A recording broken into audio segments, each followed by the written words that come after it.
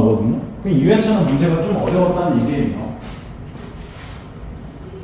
그러니까 이게 이제 연도를 보면 2015년도라고 되어 있지만 실제 2014년에 본 거겠죠. 그죠? 2회차는 일단 14년에 본 거고 그 다음에 15년에 본 건데 실제로 이게 어쨌든 애들 입장에서 볼 때는 수험생 입장 볼 때는 조금 어려웠다 이런 거고 그러니까 전체적으로 볼 때는 오답률 가장 높은 건 15번이긴 했어요. 근데 실제 이런 문제들은 내신 나오거나 뭐 할 때 의도적으로 시간 걸리게끔 좀 많이 하죠. 그죠?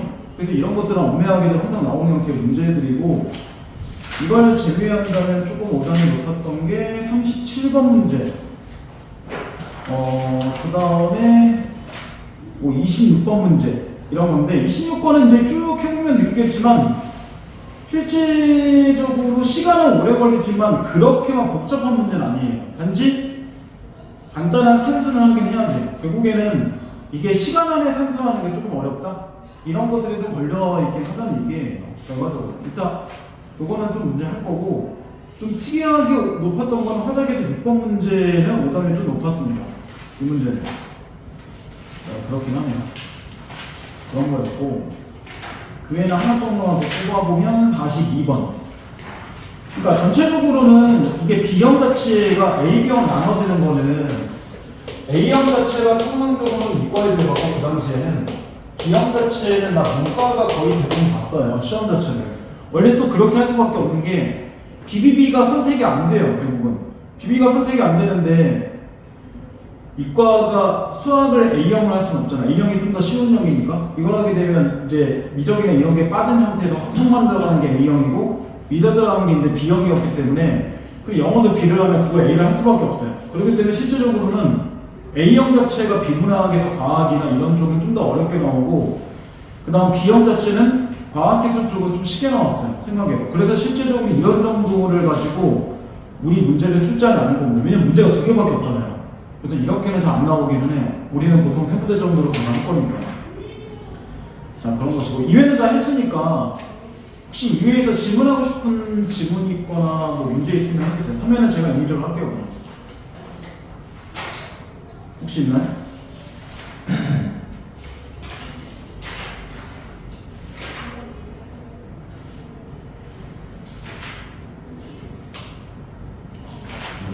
그 6번이에요. 6번. 화작은 개인 질문하세요. 네, 화작은 개인 질문 일단 해줄게요. 그럼 원내로 가시죠. 5번, 15번이에요. 아니 이 두 개는 공통 과목이 아니니까 안 한다고 지금. 그리고 엄매는 네가 할 필요 없잖아요. 쌤, 내가 모의고사는 가야죠. 그죠? 이 화장님 이거 할 필요 없잖아요. 그죠? 이 두 개는 안 할 겁니다. 이 두 개는 개인 질문 하시면 되고요. 그러면 그냥 오답률에 근거해서 26번 하고 37번하고 42번하고 이렇게를 볼게요. 일단 여기서. 그리고 이따가 다음 거에서는 좀 보전을 좀 보든지 할게요. 자, 25, 26에 해당되는 질문 볼게요. 이건 그냥 문제 두 개서 볼게요. 문제 두 개밖에 없으니까. 자, 인문단에서 얘기하면 이런 게 나오죠. 별의 밝기는 별의 거리나 크기, 온도 등을 연구하는 데 중요한 정보를 제공하는데 이런 별의 밝기는 등급을 나타내며 지구에서 관측되는 별의 밝기를 겉보기 등급이라고 얘기한다. 그러면 지금 겉보기 등급이 뭔지에 대한 설명을 해줬죠. 그죠? 이야기에서. 고대의 천문학자 히파르코스는 맨눈으로 보이는 별의 밝기에 따라 가장 1등급부터 어두운 6등급까지의 6개의 등급으로 구분했고 1856년에 포거스는 1등급의 별이 6등급의 별보다 약 100배 밝고 한 등급 간에는 밝기가 약 2.5배 정도 차이가 나는 걸 알아냈다. 이런 등급의 차이는 망원경, 관측 기술의 발전으로 인해 개편됐는데 맨눈으로 관측했던 가능했던 1에서 6등급의 범위를 벗어나 그 값이 확장되었는데 6등급보다 더 어두운 별은 6등급보다 더 큰 수로 1등급보다 더 밝은 별은 1보다 작은 수로 나타났다. 그럼 여기서 제일 중요한 건 뭐예요? 이 1분단을 볼 때 겉보기 등급은 기본적으로는 1에서 이렇게 6등급까지가 있었는데 당연히 1에서 6으로 갈수록 점점 뭐예요? 오히려 이렇게 갈수록 어두운 정도가 더 강하다는 거죠. 그러니까 결국에는 이런 얘기가 가능하잖아요. 숫자 자체가 나올 때 작을수록 하고 클수록이라는 얘기가 나오는데 작을수록 뭐예요? 밝기 자체가 더 밝은 거고 클수록 이런 밝기는 더 어둡다는 거죠. 이런 관계예요, 결국. 그리고 등급 자체를 가지고 이 등급과는 실제로 몇 배? 2.5배 정도의 차이가 난다. 이 정도로 보여주는 거죠. 자, 두 번째. 이런 별이 별고기에 밝기는 지구에 도달하는 별빛의 양에 의해서 결정되는데 과학자들은 단위 시간 동안의 단위 면적에 입사하는 빛의 에너지의 총량을 복수와 플럭스라고 정의했는데 이 값이 클수록 별이 더 밝게 관측된다. 그러나 별의 복수와 플럭스 값은 빛이 도달되는 거리의 제곱에 반비례하기 때문에 별과의 거리가 멀수록 그 별이 더 어둡게 보인다. 이처럼 겉보기의 밝기는 거리에 따라 다르게 관측되기 때문에 실제 밝기는 절대 등급으로 나타난다. 그러면 이 문단에서 얘기하는 이 절대 등급이라는 게 실제로 뭘 얘기하는 거야? 별의 실제의 밝기를 얘기하는 거죠. 그죠? 이런 걸 얘기하는 거죠. 그리고 여기서 중요한 거는 네 번째 줄 나오잖아요.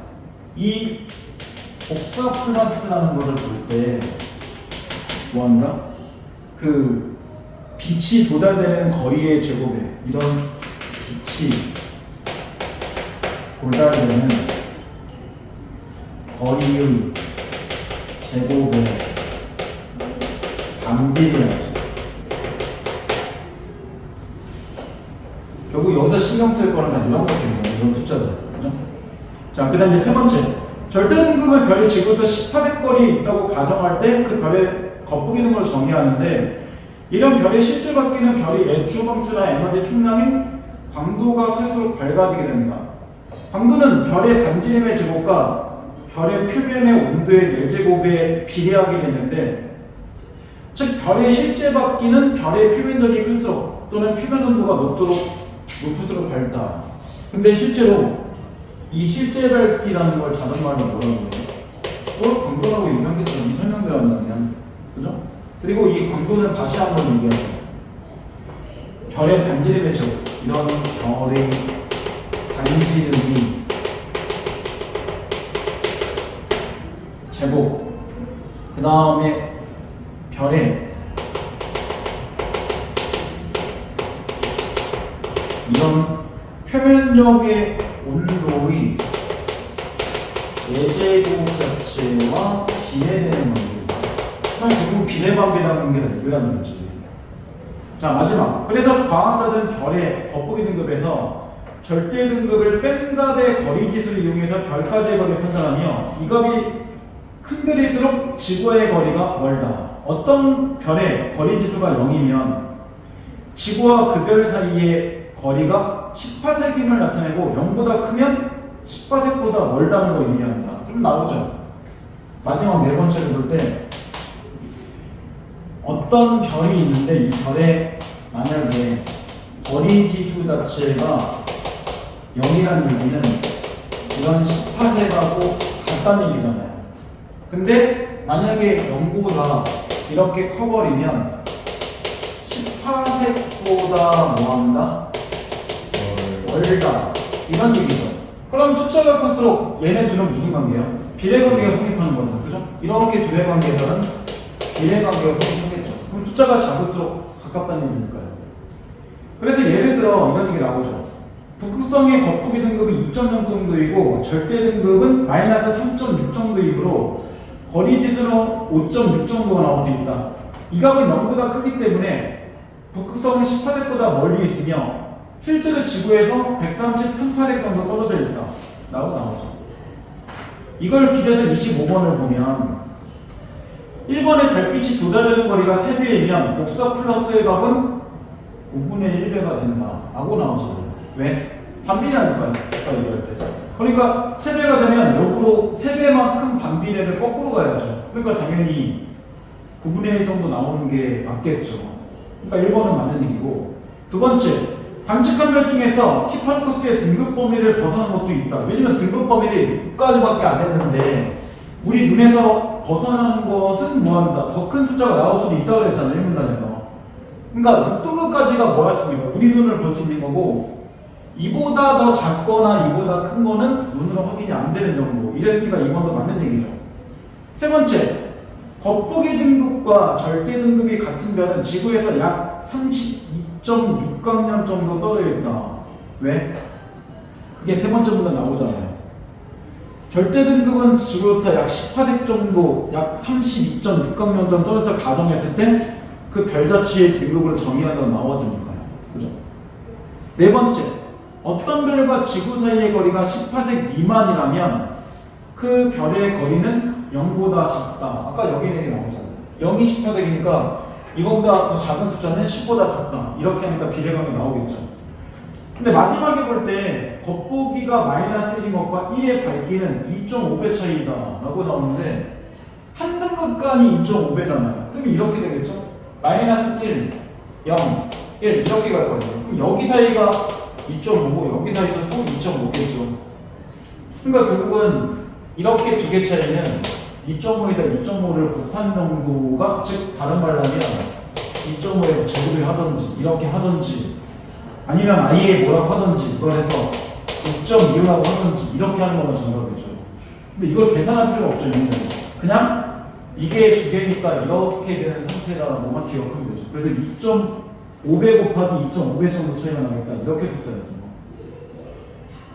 계산을 해야 되는 게 있고 계산식을 그냥 세우기만 해도 되는 것도 존재해요. 자, 26번 적절한 것은 이렇게 되는데 이거는 지금 밑에 보면 A, B하고 같이 봐야 될 게 하나 더 있죠. 그 두 번째 문단 마지막에 보면 니겔이라는 게 있는데 그것도 가치를 보긴 해야죠. 왜냐면 그 세 개를 동시에 보고 해야 되는 것도 있고 그런 거니까. 1번에 보면 A는 B보다 광도값 자체가 더 크다라고 했는데 광도값은 아까 별의 반지름 제곱이나 별의 표면적 온도의 4제곱 자체를 가지고 보는 거잖아요, 결국은. 근데 A 자체는 지금 보게 되면 반지름이 어차피 1이죠. 표면 온도도 어차피 1이죠. 이런 먼지거리를 해도 어차피 1밖에 안 나올 거잖아요, 다. 그죠? 근데 B 같은 경우에는 반지름 자체를 보면 0.1 정도가 나오지만 뒤에 표면 온도는 10이죠. 그러면 여기 값이 상당히 크죠. 그럼 실제로 만 정도가 나올 거니까요. 그죠? 내적으로 하게 되면. 그러니까 이거는 A가 B보다 광도값이 더 작다고 했었어야죠. 그 다음 두 번째, 니겔보다 실제 밝기가 더 밝다 라고 되어 있는데 실제 밝기라는 거는 결국은 절대 등급을 따져야 되는 거잖아요. 근데 지금 보게 되면 A에서 니겔 같은 경우는 마이너스 6.8 정도잖아요. 근데 A 같은 경우는 절대 등급이 마이너스 1이죠. 그리고 분명히 숫자가 작을수록 밝기가 더 커지는 거잖아요. 그러면 니겔보다 실제 밝기가 더 어둡다고 해야죠. 아니면 차라리 니겔이 더 밝다고 하든지.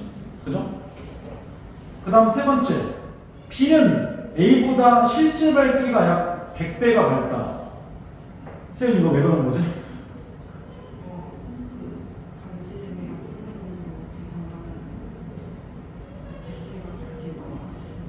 맞아요. 이거는 두 개 중에 하나예요. 왜냐면 지금 이게 실제 밝기라는 게 절대 등급을 따지라고 나오잖아요. 그러면 간단하게 3번을 따져보면 이렇게 해도 되죠. 예를 보면 B 자체, A 자체를 볼 때 이 절대 등급이 갑자기 축구하다 왔구나. 진짜. 딱 꺼냈어. 얘가 마이너스 1이잖아, 그죠? 근데 B 같은 경우는 절대 등급이 마이너스 1이죠. 그러면 실제로 둘의 차이는 5배 정도 차이가 나잖아요, 그죠? 그러니까 한 등급당 2.5라고 했으니까 실제로는 2.5 곱하기 2.5 곱하기 2.5 곱하기 2.5 곱하기 2.5 이렇게 해도 돼요. 전 처음에 그냥 이렇게 했어요. 이렇게 하면 대충 계산해봤거든요. 얼마 나오냐면 한 97.6 정도가 나와요. 이렇게 하면. 왜냐면 둘이 그냥 어차피 이대로 오면 절대등급만 따져서 가면 된다고 하니까 이러면 100배 정도 차이가 나죠. 근데 지금 해설점이 이렇게 안 나왔어요. 이렇게 해도 돼요. 근데 이렇게 하는 방식이 있고 아니면 여기 나오는 대로 그냥 해도 되죠. 왜냐면 A 가지고 저렇게 따지고 B 가지고 따지면 우리가 해야 될 숫자는 A는 어차피 이거 1밖에 안 되잖아. 그죠? 반지름도 어차피 1이고 표면도 1이잖아. 근데 B 같은 경우는 0.1이죠. 그 다음에 여기는 10이죠. 그럼 아까 한 대로 보면 0.1은 실제로 제곱을 하면 0.01 정도 나오게 되잖아요. 그죠? 근데 실제로 이걸 하면 예제곱을 하면 이 정도가 나오게 되겠죠. 그럼 여기서 결국은 뭘 하면 돼? 어차피 이거 두 개 차이를 갖고 움직이고 이걸 갖고 차이를 갖고 움직이니까 결국 이렇게 되면 그냥 만에다가 정말 이렇게 배격을 해도 되죠. 그럼 100배 정도 나올 거니까 이렇게 하든 이렇게 하든 편한 대로 하면 되는데 이렇게 하는 시간이나 이렇게 하는 시간은 별 차이가 없기는 해요. 근데 어쨌든 간단하게라도 해보긴 해야 된다는 거예요. 그래서 이 문제가 좀 오답이 높은 건 뭐냐면 문제 자체가 뭐 그렇게 어려운 게 아니라 시간 걸리니까 마지막에 뒀다가 못했던 애들이 좀 많아서 이게 오답이 높았던 것 뿐이에요. 결국에는 시험일 때는 어쨌든 특히 이걸 문과애들이 많이 본다는 개념으로 움직이면 이걸 맨 마지막에 할 거 아니에요. 결국은 왜냐면 딱 봐도 숫자 나오니까 이런 거 나중에 지키고 마지막에 해야지 이런 생각이 있을 거니까. 그러니까 우리가 실제로 모의고사를 시간 들고 풀 때하고 그렇지 않고 풀 때하고의 상태가 다르다는 것을 육관이 이거 놓치려. 맞은 거예요? 맞아요. 실제로 되지 않아. 화면을 풀었어? 잘 풀었어. 오, 아닌 것 같아. 이쪽이 질문을 사야 아닌가? 자, 그렇게 들어가면 됩니다. 아직 우리 위험 있어요. 그래서 일단 정답 자체가 그렇게 나온 거고요. 자, 그 다음에 4번 선지를 봐보세요. 4번 선지를 보면 B는 지구에서 143파섹보다 더 가까운 거리에 있다 라고 되는데 실제로 거리 지수 자체를 보면 분명히 B는 7이 돼 있잖아요. 그죠? 그러면 뭐가 될 거야?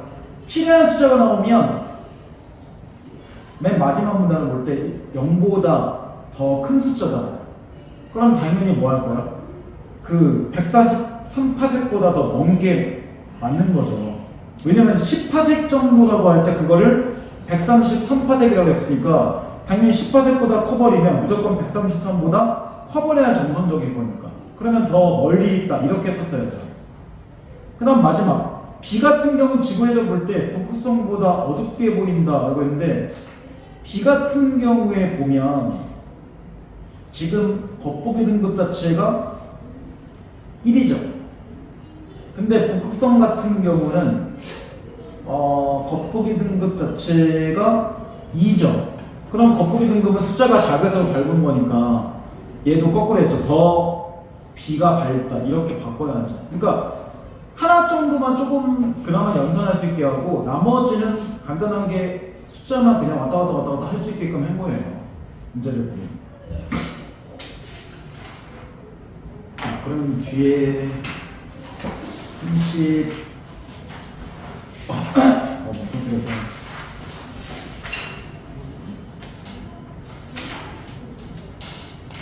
37번 쪽으로 한번 넘어가 볼게요.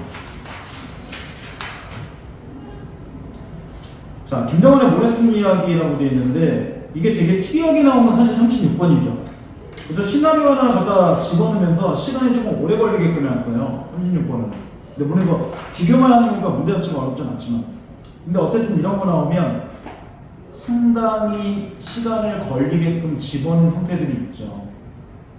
그 37번에 지금 보면 이제 보게 나오죠. 모래톱 이야기의 작가는 땅을 둘러싼 권력의 횡포를 비판하고 뿌리 뽑힌 사람들의 삶을 서술자와 등장인물을 통해서 증언합니다.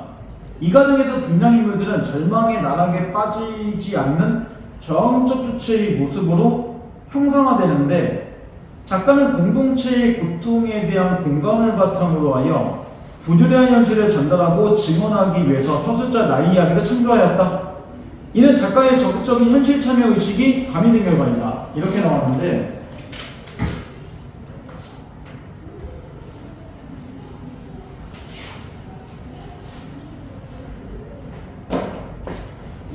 이 모래톱 이야기에서 어쨌든 이런 얘기 나온 거잖아요. 기본적으로는 하나 이런 땅이 있을 거고, 사실 땅이라고 되어 있지만 결국은 뭐예요?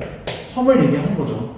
이 섬을 얘기하는 거고, 이걸 가지고 결국은 A라는 입장이나 B라는 입장이 있을 거고, 여기끼리 서로 갈등한다는 거잖아요. 당연히 둘 중에 한쪽은 뭘 갖고 있는 거야?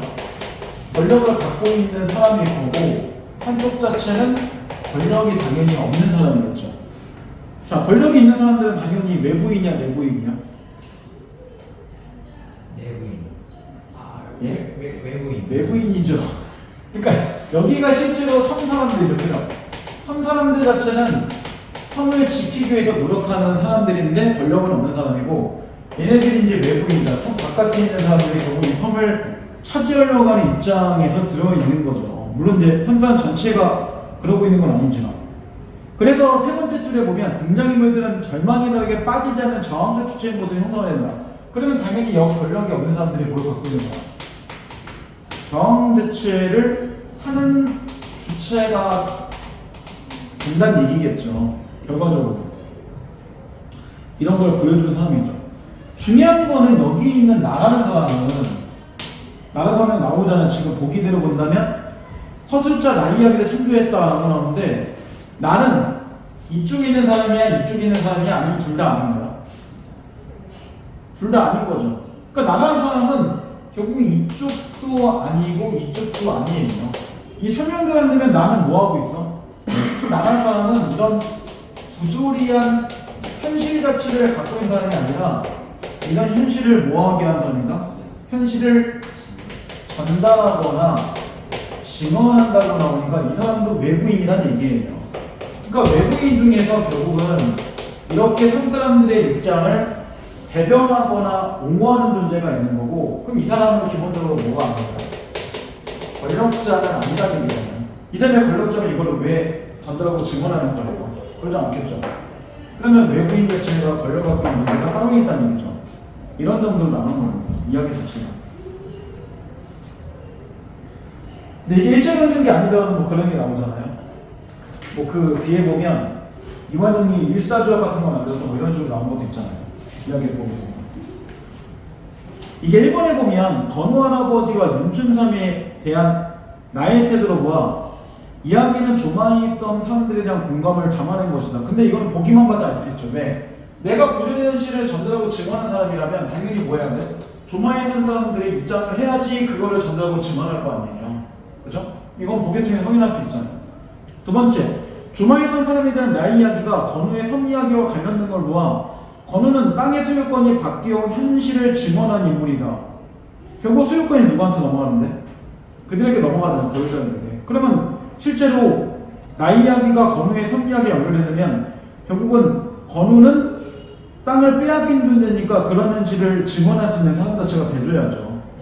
그 다음 세 번째, 건우 할아버지와 윤춘삼의 이야기가 건우의 섬 얘기에 원천을 두고 있는 것으로 보아 나의 이야기는 건우를 저항적 주체들의 중심인물로 삼고 있다. 근데 여기서 이제 볼 게 있어요.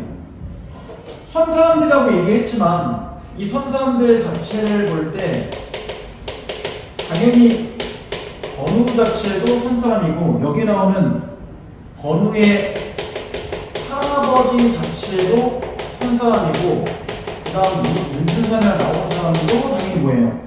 섬 사람이긴 하잖아요. 그죠? 근데 여기서 나는 현재 어떤 정도 위치를 갖고 있는 사람이냐? 그러니까 내 직업이 뭐야? 이 글을 보면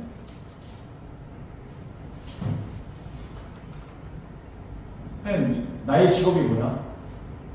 학생이라고 하는 얘기 하는 거, 그건 네 직업이고, 그죠? 이 나의 직업이 뭐냐는 거야.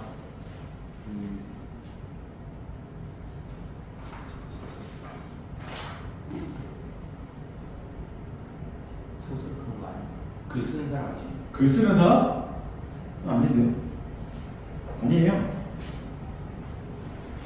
확인은 안 되지만 그 A에 보면 그런 게 나오잖아요. 나는 모든 것을 다시 모았다. 농사지치고 유난히 말끔한 마루청, 먼지를 집어쓰고 있지 않은 장독대, 울타리 넘어 보이는 길찬 장다리 꽃들. 어느 하나 그녀의 손이 안 간 곳이 없었을 것이다. 그녀는 누구야? 건우의 어머니를 얘기하는 거죠. 그죠? 이런 집 안팎의 광경들 중에서 나는 건우 어머니가 꽤 부진하고 친근한 여성이라는 것을 고대 짐작할 수 있었다. 젊음이 한창이 19살부터 악취가 세게 혼자 살아왔다는 것과 어려운 가운데 외아들을 거는 나룻배에 태워서 가면서 멀리 일루중하게 보내고 있다는 사실, 그리고 농촌 아이라고 믿어지지 않을 만큼 건우의 입성이 항상 깨끗하는 사실 자체가 어련히 안 그러니 싶기도 했다.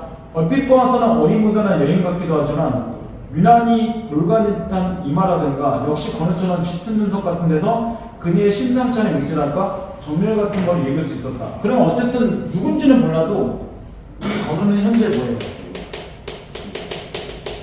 중학생밖에 안 되죠. 그죠? 이 중학생밖에 안 되는 애가 실제로 이야기의 중심적인 주체가 되기는 좀 무리죠. 왜냐면 지금 볼 때 엄마가 생활하고 있고 거기서 엄마가 다 얘를 아직까지 케어하고 있는 형태로 본다면 얘가 그런 불합리한 처음의 입장을 직접적으로 대변하기에는 무리가 있다는 거예요. 그리고 실제로 이런 것들을 확인할 수 있는 게 뒤에 B부분에 보면 확인되죠. 뒤에 보면 지금 막 그 뭔가 분개하고 있는 사람들이 윤준삼 씨나 아니면 건우 할아버지잖아요. 얘네들 자체가 차라리 처음에 어떤 저항적 주체의 중심이죠. 특히 이 사람 건우 할아버지 입장에 그렇죠. 건우 할아버지가 그런 게 나오는데 비해서 마지막에 보면 죽일 놈들. 건우 할아버지 그렇게 해서 다시 국회의원, 다음 하천부지의 매립국가를 얻은 유력자, 이런 식으로 소유자가 둘밥되어 가는 사연들을 쭉 들먹거리더니 이 꼴이 되고 보니 30대부터 둔맨 들고 물갔어온 우리들은 대관절 어떻게 된 겁니까?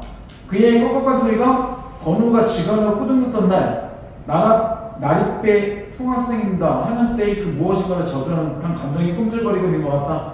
그리고 그들의 땅에 원한이 얼마나 컸던 것을 가히 짐작할 수 있다. 그러니까 나는 이 사람들이 하는 이야기를 들으면서 이 사람들이 정말로 손속에서 힘들게 저항하고 있구나 이런 거니까 이 사람들이 오히려 뭐야? 주체적인 저항자예요. 내가 누군지 또는 내가 어떤 실제로 여기에 왔는지는 이 글 속에 정확하게 안 나와요. 여기만 가지고. 근데 사실은 내가 여기 왜 왔냐면 나 말고 여기 나온 나. 내가 건우의 학교 선생님이에요. 담임 선생님이기 때문에 가정법인 거예요. 그러니까 그런 거 확인되는 게 A 밑에를 보면 책 좀 가져와봐, 소설 가져와 보라고 뭐 이러고 있잖아, 그치? 그런 것 중에 보면 이 사람이 선생님이죠. 선생님이면서 관찰자고 이런 것들이 알게 되는 거죠. 자, 그래서 정답은 3번이 되는 거고 4번에 보면 이렇게 나오는데 내 이야기나 또는 조마이선과 관련된 몇 가지 기막힌 일화를 다룬 것과 내 이야기 현실의 이면에 갖춰진 부전의 실성을 증언하기 위한 것이다. 그 현실의 이면에 감춰진 이야기가 뭔데? 권력자가 성을 뺏는 얘기 이런 걸 얘기한 거잖아요. 그 다음 마지막 건우 할아버지 이야기가 대대로 땅을 빼앗겨온 조마의 섬에 가는 것으로 보아 나 이야기는 뿌리 뽑힌 사람들에 대한 권력 행보를 비판하는 것이다. 이거는 이미 보기 하나 둘 셋 넷 다섯 번째 줄 얘기 나오죠. 적관한 공동체의 고통에 대한 공감을 바탕으로 해서 부자연체 전달하고 증언한다 이런 식으로 되어 있으니까 내 역할은 그런 거예요. 그러면 이거는 뭐야? 1인칭 관찰자가 되는 거죠. 내가 주인공이 아니에요. 나는 마음은 아파해도 뺏기는 건 없잖아요. 하지만 얘네들은 뺏기죠. 다. 원래 그런 거 있잖아요. 법은 그들에게 있다. 나중에 건우 할아버지는 이거 철컹철컹 끌어갑니다.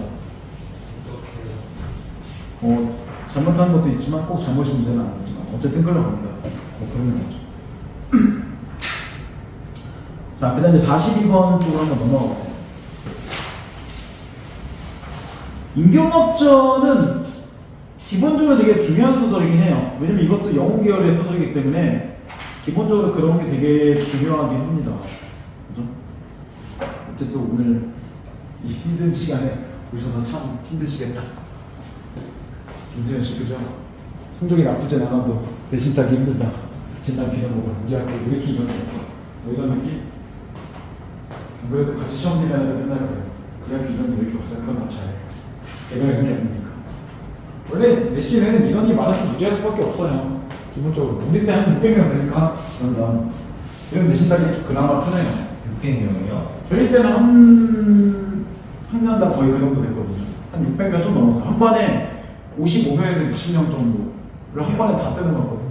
이야. 지금 얘네 교실하고 똑같은 교실이에요. 근데 보통 많은 반이 60명, 적은 반이 한 50, 한 1, 2명 정도. 그래서 보통 11에서 한 12반 정도. 그러다 보니까 많을 때는 600명, 650명 정도, 적을 때는 600명 정도. 진짜 낭만이 시대입니다 진짜. 낭만이 없죠. 애들이 빡빡하니까. 애들이 없는 게 여유있고 낭만이란 건 여유가 있을 때 낭만인 거지. 빡빡해 죽겠는데 무슨 낭만이 있어? 여유가 있고. 없죠. 모든 것이 여기에 만약에 60명 채워갖고 낭만이 없죠. 답답한데. 안 그래? 우러러보는 낭만이 있죠. 야, 60명이 통풍기 4대 갖고 버티는 여름에 뭐가 낭만이 있어? 더 죽겠는데. 모두가 하나. 에어컨 같은 소리 하고 있는 에어컨 없어. 찬물 없어 학교에. 다 뜰탄 물밖에 없어. 일단 보이처라서. 자, 42번에 한번 보기로 봐보세요. 자, 이거 적절히 나눈 거죠. 자, 조선 후기의 사대부 신노승의 문집 효전상고를 보면 종로의 담배가게에서 임경어점을 낭독하는데 김자점이 장군에게 죄를 씌워 죽이는 데 이르고자 분노한 어떤 이가 내가 자점이냐? 라고 외치며 벌떡이나 낭독자를 해쳤다고 한다. 또라이네. 그죠? 그 얘기는 뭐냐면 그만큼 리얼하게 읽었다는 얘기지.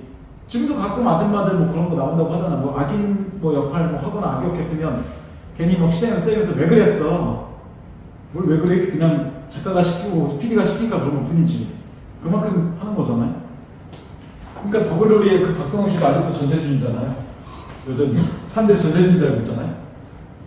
그런 거예요. 비슷하죠 이것도. 자, 여기서 보면 실감나게 낭독이란 청중에게 작중인물이 직접 말하는 것 같은 극적 환상을 일으킬 수 있다. 인물의 심리가 즉각 전달되고 사건은 보다 생생해져서 청중은 낭독자의 안내에 따라 작품을 수용하고 현실에 대한 문제의식을 키우게 되는데 이 사건은 청에 대한 적대감이나 임경업에 대한 흥모의식에 바탕을 둔 임경업점이 얼마나 청량에 몰입했는지를 보여줍니다. 그럼 분명히 중요한 얘기가 나오죠. 여기서 청중은 두 가지라는 거죠. 청중은 이런 낭독자를 보면서 뭐한다? 첫째, 일단 몰입을 하죠. 내용이. 그리고 내용에 몰입하면서 뭐도 해요? 이런 현실에 대한 문제의식도 가지게 된다고 하잖아요. 그러면 기본적인 이 임경어점은 뭐랑 연결되어 있는 거야? 그 당시의 현실 또는 시대나 문화하고 뭔가 연결되어 있는 거죠. 이런 얘기잖아요. 임경업도 그렇고 김자점도 그렇고 둘 다 실존 인물이에요. 실제적으로. 그리고 임경업은 원래 충신을 인정하는 사람이고 김자점은 원래부터 역신으로 알고 있는 사람이니까요. 그러니까 사람들은 이런 걸 보면서 더 뭐 하냐면 아 현실에 이런 문제가 있구나 이런 걸 더 알게 되는 것도 있다는 얘기죠. 결국에는. 이게 지금 같은 경우는 그래서 이런 거를 뭘 통해서 하냐면 지금은 누가 뭐 책을 읽어도 낭독이 있는 게 아니에요. 그 당시에 이렇게 낭독하는 건 두 가지가 있어요. 하나는 책의 보급이 그렇게 안 많았고 또 하나는 글하는 사람들이 적으니까 그런 것도 있어요. 근데 지금은 글하는 자들이 별로 그 아는 자가 더 많잖아요. 그리고 책의 보급도 잘 돼 있잖아요. 책을 안 읽을 뿐이죠 우리가. 그렇잖아요. 책은 많은데 그냥 안 읽는 거잖아요. 저희가 뭐 맨날 문제집만 보고 뭐 그런 거 있으니까 그죠? 다음 주부터 숙제 어마무시할 겁니다. 보세요 이거. 이것도 모의고사 하나잖아요. 그죠? 이감도 모의고사 하나예요. 그럼 모의고사 3개. 그 다음 이건 주간지죠. 그 다음 이거까지. 와. 혜민이 그러겠네. 빌어먹은 미친 숙제만 하나. 이러겠네. 나도 좀 과하다 생각했거든. 그래서 이건 너무 많지 않아요? 문제는 이런 반응이었던 것 같아 느낌이. 빌런이십니다. 다 할 수 있잖아 고3인데 약간 뭐 이런 식의 반응인 것 같아. 저희도 살아야. 저는 과하다는 얘기는 안 할게요. 화이팅. 네? 저야 뭐 저도 똑같이 풀잖아요. 어쨌든 그러면 너는 9번만 하겠지. 아니요 저 2학년도 하기 때문에 한 주에 모의고사 거의 7개 분량 풀어요. 쓰는데 빨리 푸시잖아요. 제가요? 전문 아니에요. 저 엄청 오래 걸려요. 모의 사학인데. 국문과의 자랑이시잖아요. 왜냐면 저는 이걸 수업으로 준비하는 거니까 보통 한 개 정도를 그냥 제가 정답만 찾는 게 아니잖아요. 그러니까 보통 모의고사 하나를 풀면 제가 보통 3시간 정도에서 4시간 정도 걸립니다. 천천히 풀면. 왜냐면 1번부터 5번까지 다 확인하면서 들어가고 지금도 어떤 식으로 했는지 들어가기 때문에 이걸 뭐 80분 안에 푸는 거는 저는 힘듭니다. 그러면 만약 회원이가 자 2번이 정답이니까 끝? 그러면 3번도 해주세요. 어허 쓸데없는 얘기하고 있어. 3번은 뭐라고 봐. 어차피 아닐 텐데 이럴 수 없잖아요. 그죠? 이렇게 안 하기 때문에 보통 제가 한 3시간 정도 준비해. 자 1번에 보면 이렇게 나오잖아요. 임경험이 호황을 꾸짖는 장면을 낭독할 때 장군의 기계가 호황을 앞다는 것처럼 느껴지면서 청에 대한 적개감을 지니고 있는 청중은 통쾌할 수밖에 없다. 왜? 그래야지 뭐 할 거니까. 대리만족 자체를 느낄 거니까. 그리고 호황을 꾸짖는 낭독할 때 호황을 앞다는 것처럼 해야지 그런 병작을 하는 이런 것들에 대한 우리가 적개심을 더 가지거나 얘네가 문제 있다는 걸 느끼겠죠. 그 다음 두 번째, 칼을 쓰고 잡혀가는 임경을 보면서 의주 백성들이 우는 장면을 낭독할 때 임경을 흥분한 청중은 이유를 몰라서 분노를 표출한다. 이유를 모르는 게 말이 안 되잖아. 왜? 지금까지 이야기해봤으면 의주 백성들이 우는 장면을 낭독할 때 흥모하는 백성 자체는 당연히 뭐 할 거야? 임경업이 끌려가는 걸 보면서 아 결국은 현실에서 우리가 힘이 없으니까 이 사람이 끌려가는 건 이거를 다 이미 알고 있는 사람일 거 아니에요. 왜? 분명히 작품에 몰입하고 있었으면 정확한 내용들을 확인하고 움직일 거니까 이유를 모른다는 건 말이 안 되죠. 이유를 아는 사람이 몰입을 할 거고 몰입을 안 하는 사람은 이유를 모를 거니까요. 그럼 몰입을 하고 있다는 것 자체가 얘가 끌려간 이유를 이미 알고 있다는 얘기잖아요. 그리고 분명히 뭐 했어? 이렇게 하면서 보기에 볼 때 작품에 대한 수용도 한다는 거잖아. 그런 작품 수용을 작은 애들이 현실에 대한 문제의식도 가지고 있다는 얘기잖아. 그런 작품 수용을 한다는 건 작품에 대한 이해도 그만큼 못하는 얘기겠죠. 왜? 받아들이고 있는 거니까. 그러니까 이번은 말이 안 되죠.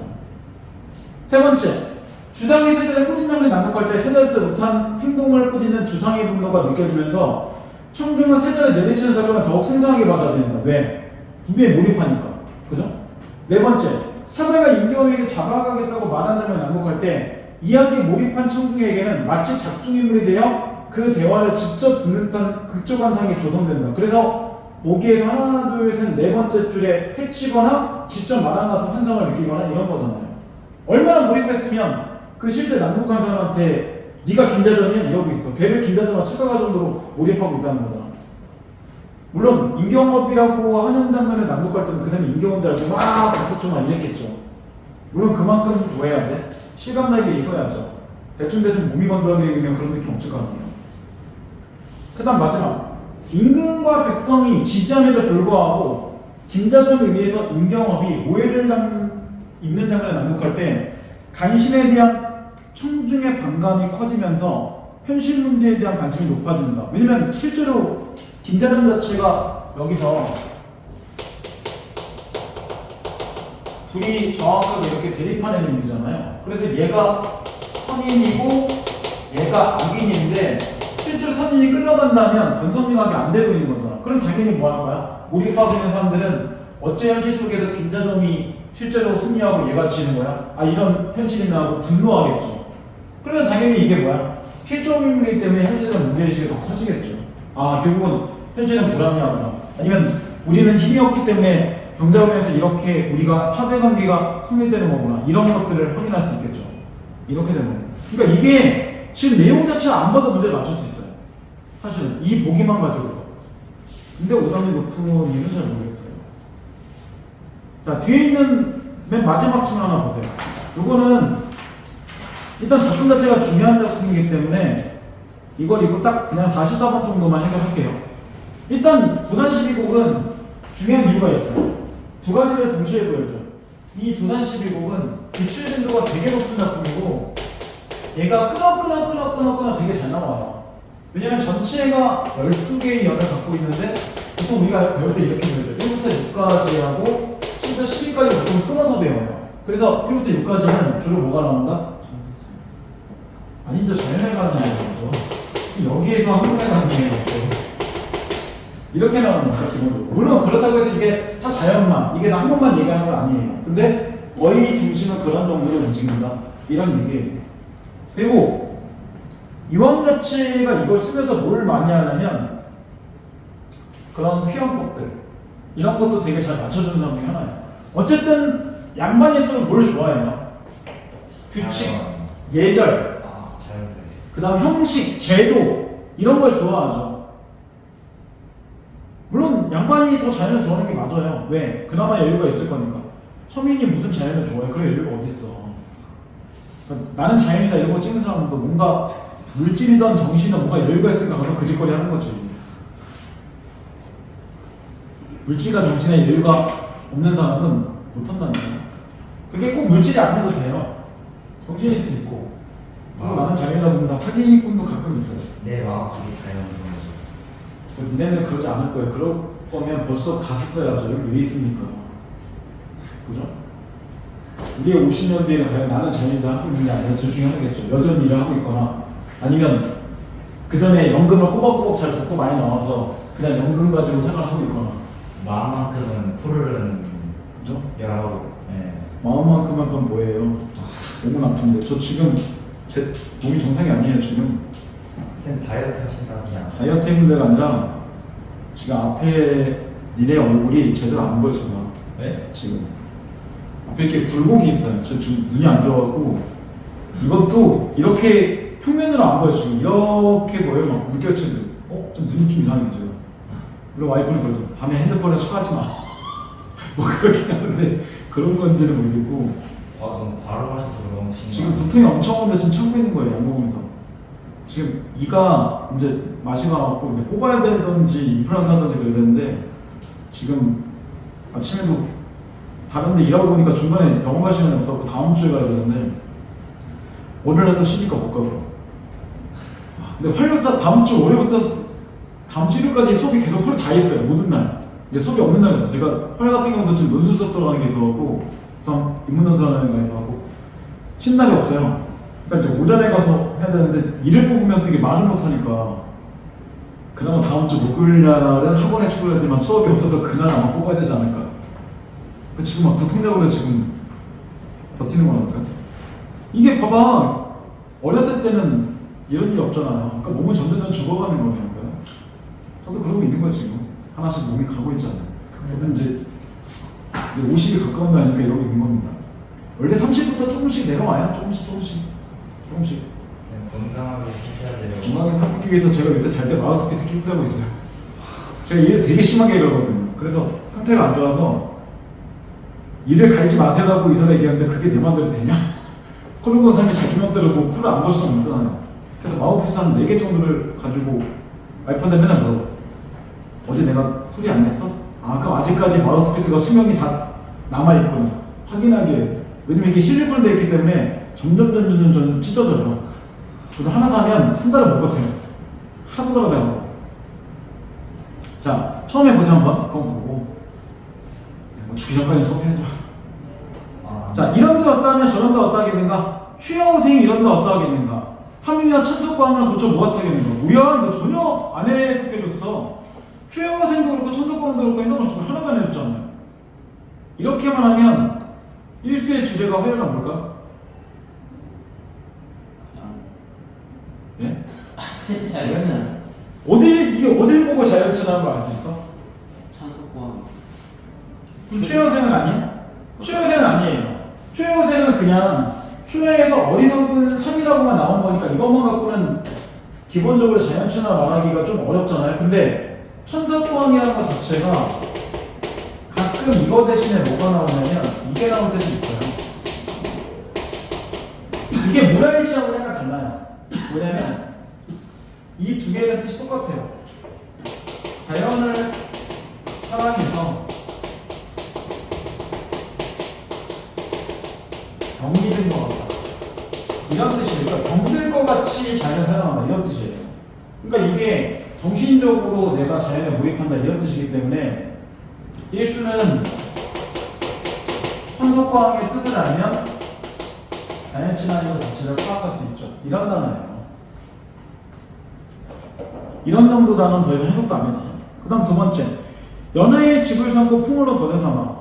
연하 뭐 안개 정도를 얘기하는 거야. 안개의 집을 삼고 풍물로 벗을 삼아. 태평성대의 병으로 늙어간다. 하물며 이 중에 바라는 일은 허물이나 없으면 좋겠다. 근데 잘 생각해봐. 이게 이 사람이 진짜로 병들었으면 자연을 어떻게 즐겨? 말이 안 되잖아. 그러니까 이건 진짜 병든 게 아니라 천석과하고 연결되어 있죠. 자연에 되게 몰입했기 때문에 내가 정신병이 든 것 같아. 이런 거니까 진짜 병으로 늙어가는 게 아니라 내가 자연을 되게 좋아하는 그런 마음으로 늙어가고 있어. 이런 뜻이에요. 이수 자체가. 그리고 지금 이수까지만 봐도 느끼는 게 있죠. 첫 번째 줄 초장에서 둘 다 대꾸 좋죠. 피어포 초부터 깔고 들어가요. 그 대꾸 정말 엄청 많이 나옵니다. 그 다음 두 번째 줄에도 이미 뭐가 나와서 초양생이 이런데 어떠하겠는가? 설리법도 나오죠. 그죠? 그 다음 세 번째 줄도 마찬가지. 고쳐 무엇하겠는가? 이것도 설리법이죠. 안 고친다는 거니까. 그러니까 이미 피어법은 설리하고 대꾸 각자 횟수를 봐도 3번 정도가 나온 거예요. 2수까지만 해도. 그 다음 품수. 순풍이 좁다고 하니 진실로 거짓말이, 인성이 어질다고 하니 진실로 옳은말이. 그럼 순풍이 좁다고 했는데 죽지 않았다는 거니까 순박한 풍속은 있다는 얘기죠. 그 다음 인성이 어질다고 하는데 그게 옳은말이다. 그럼 인성이 존재한다는 거죠. 근데 삼수의 첫 번째와 두 번째 줄 정확하게 대꾸죠. 대꾸 똥 맞춘 거예요. 천하의 허다한 영재야. 속여서 말씀하겠는가? 천하에 그런 허다한 영재들이 참 많아요. 뭐 이런 얘기잖아요. 그럼 삼수에는 순풍도 있고 인성도 있고 영재도 있어. 그리고 여기 삼수는 전혀 뭐가 아닌 거야? 자연천하가 아니죠. 이건 자연천하 볼 수 없잖아요. 네. 말 그대로 사람들은 순풍도 있고 인성도 있고 착하다. 뭐 이런 얘기 하고 있는 거예요. 그 다음 사수. 사수도 첫 번째, 두 번째 줄 정확하게 그걸 맞췄어. 대꾸 맞췄죠. 유란이 제국하니 자연이 듣기 좋다. 대군이 재산하니 자연이 듣기 좋다. 이 중에 피밀을 더욱 잊지 못한다. 피밀 밑에 나오죠. 임금을 가리킨다. 그래서 가수는 뭐가 나와? 연분지정. 그렇죠. 영분지정. 이게 나온 거잖아요. 그러면 가수에서는 두 가지 얘기하는 거죠. 자연이 난초가 있으니 좋고, 그 다음 한강 구름이 있으니까 참 좋다라고 하는 거니까 얘는 자연 친화도 있지만 이렇게 좋은 자연 속에서 나는 뭐한다? 임금에 대한 그림도 갖고 있어요. 저 나는 사대부입니다. 이런 얘기죠. 이런 걸 봉지해 보는 겁니다. 그 다음 오수. 산전의 유대하고 대하의 유수도다. 이것도 정확하게 대꾸죠. 대꾸 엄청 많이 나오는 거죠. 때마는 갈매기를 오며가며 하고 있는데, 공구백구는 밑에 나오죠. 현자는 멀리 왜 마음을 두고 있는가? 그럼 설리법 또 나왔죠. 그럼 현자는 왜 쓸데없이 멀리 생각해? 그 얘기는 뭐야? 좋은 자연이 있는데 왜 자연이 아니라 다른 곳에 마음을 둬? 쓸데없이 속세에 마음을 두는 사람들에 대한 안타까움을 보여주죠. 그럼 오수도 뭐가 아니야? 자연 친화가 아니에요. 오수 같은 경우도 자연 친화만 얘기하는 게 아니라 자연 친화를 얘기하면서 거기가 뭘 얘기하고 있어? 이런 도교 백구에 대한 안타까움, 이걸 동시에 드러나는 거예요. 대부분. 그죠? 그러니까 얘네는 무조건 부정적이죠. 그 다음 마지막. 춘풍에 화산만 하고 추에 얼만되나. 이것도 대꾸죠. 대꾸 진짜 많이 나왔어요. 봄바람에 꽃이 산에 가득하고, 그 다음 가을밤에 그렇게 달이 가득하다. 이런 얘기잖아요. 사시응이 사람과 한 가지야. 결국 나는 뭐다? 4개월 동안 자연에서 흥을 느낀다. 이런 얘기죠. 하물며 연안연비 운영천강이라 어찌 끝이 있겠는가. 맨 많이 나오죠. 대자연의 우적조와 우미한 이치가 어찌 끝이 있겠는가. 결국 자연에는 뭐한다? 아름다움의 끝이 없어. 그럼 마지막은 그냥 자연 친화죠. 그러니까 자연 친화를 끝나는 것도 있고 자연 친화에다가 다른 거 섞어주는 것도 있다는 얘기예요. 그러니까 지금부터 시기가 안 나오긴 했지만 여기를 나중에 마찬가지 한 문장만 얘기하는 게 아니라 중간중간에 자연에 가는 것도 섞을 수 있겠죠. 그런 겁니다. 이야기를 본다면 이런 것도 존재한다는 거죠. 자, 그럼 이제 44번만 볼게요. 자, 적절하지 않은 거예요. 그리고 연하하고 풍어는 화자가 자신의 삶에 대해서 자족감을 갖게 하는 소재이다 라고 하는데, 영하 풍어는 내가 즐기는 자연들이죠. 그럼 당연히 여기서 내가 뭐 스스로 만족하고 즐기고 있는 거니까 맞아요. 그 다음, 추풍과 어딘이서 화자가 바라는 세상의 모습을 알려주는 표지이다. 왜? 순풍 자체와 어딘인성은 자연이 아니라 세상에서 느낄 거니까. 세 번째, 유랑과 배구는 심리적으로 완성하는 대상이다. 완성이 뭔데? 감상하는 대상. 이거 내가 지금 감상하고 있잖아요. 네 번째, 갈매기와 고교 배구는 무심한 심정이 투영된 상징적 존재이다. 근데 무심한 심정이 뭐야? 그냥 아무 생각이 없는. 아니에요. 그렇게 해석하면 안 된다니까요. 누가 무심을 그렇게 해석해요? 이제 고3 이제 5월인데 벌써. 아, 무심이 마음이 없습니다. 이거 마음이 없는 게 아니라니까요. 무심은 욕심이 없는 이렇게 봐야죠 이제. 그럴 수 있죠. 아 그럴 수 있어요. 맞아요. 수능 전까지 조금씩 완성해가는 과정이니까 조금씩 고쳐가서 내 거 만들면 되죠. 그렇죠. 결국 승리자는 수능에서만 승리하면 됩니다. 예. 아니 그러니까 9월달 1등이 나왔는데 수능에 3등 나오면 무슨 의미가 있어? 그렇죠. 반대가 돼야죠. 그러니까 조금씩 더 늘어나야죠. 대신 한 달 남았는데 한 달 전에 이런 식으로 얘기를 못하면 이제 그때는 문제가 되겠죠. 그전까지 거의 완성을 해가는 과정이니까. 그죠? 그러니까 여기서 갈매기는 맞지만 고개백은 아니죠. 고개백은 아까 분명히 내가 안타까운 느낌이 들으니까 얘네는 무식이 아니죠. 반만 있는 거죠. 세윤이 피곤하지? 세윤아 피곤하네 너. 눈이 거의 뭐 그래 저도 피곤해요. 저를 욕하지 마세요. 저는 그냥 전달자를 항상 얘기하지만 알잖아.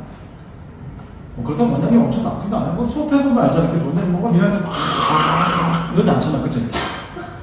아 그런 거 같네요. 네. 하연님이 그렇다고 제가 전달드릴게요. 그럴 리 없어. 아니 원장님 그 다른 방 가니까 맨날 그러던데.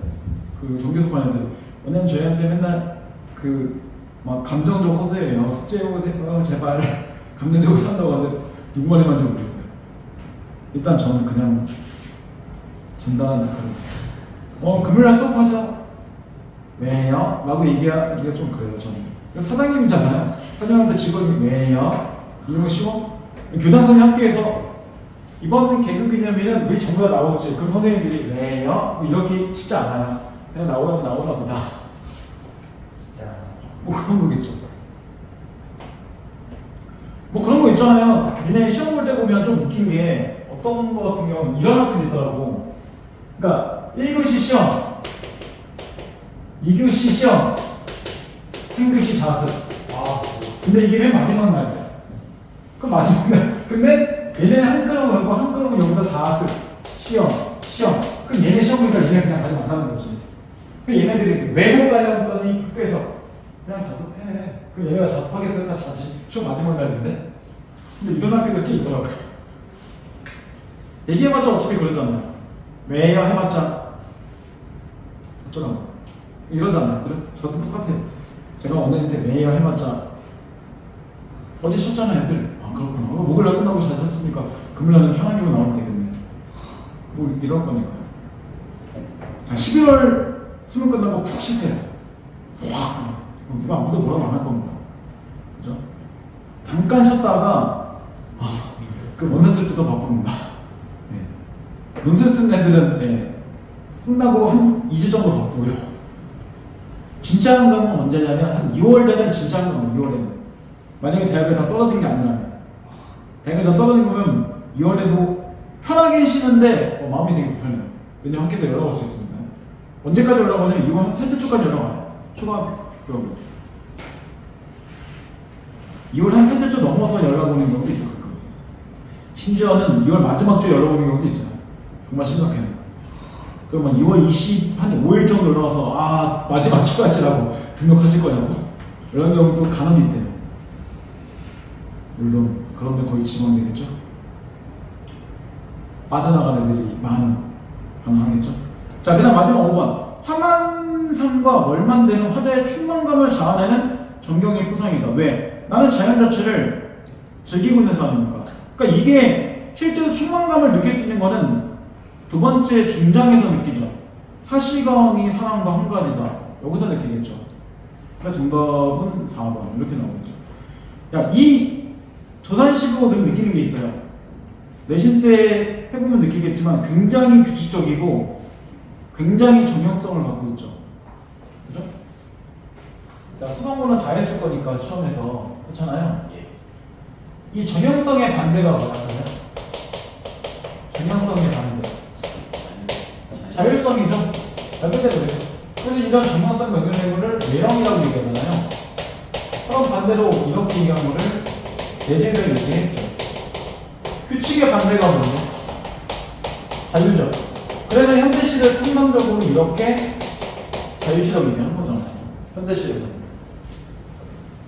이거 문제는 어떻게 돼? 시죠? 이것만 하고 싶게요. 일자수 어떻게 반복돼요?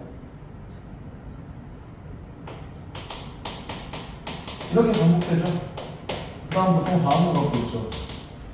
이렇게 갖고 있는 그래동이 또 뭐 있어? 하나 더. 가사. 두 개가 시대 자체가 같기 때문에 기본적 운율이 같잖아요. 그래서 고려가요나 경기체가 같은 경우도 둘 다 고려시대니까 상호부 형태 똑같이 맞춰주잖아요. 기본적으로. 그죠? 차이점. 얘는 보통 짧게 쓰죠. 얘는 길게 쓸 거고. 근데 짧은 거 안에서도 좀 더 말을 길게 하고 싶으면 이렇게 영시절을 쓰는 거겠죠. 근데 이거보다 좀 더 길게 말하고 싶으면 그때는 가사 쓰겠죠. 그런 겁니다. 둘은 그래서 기본적으로 운율 자체는 서로 같이 매치면 됩니다. 자, 일단 이외에는 여기 정도까지만 할게요. 우와.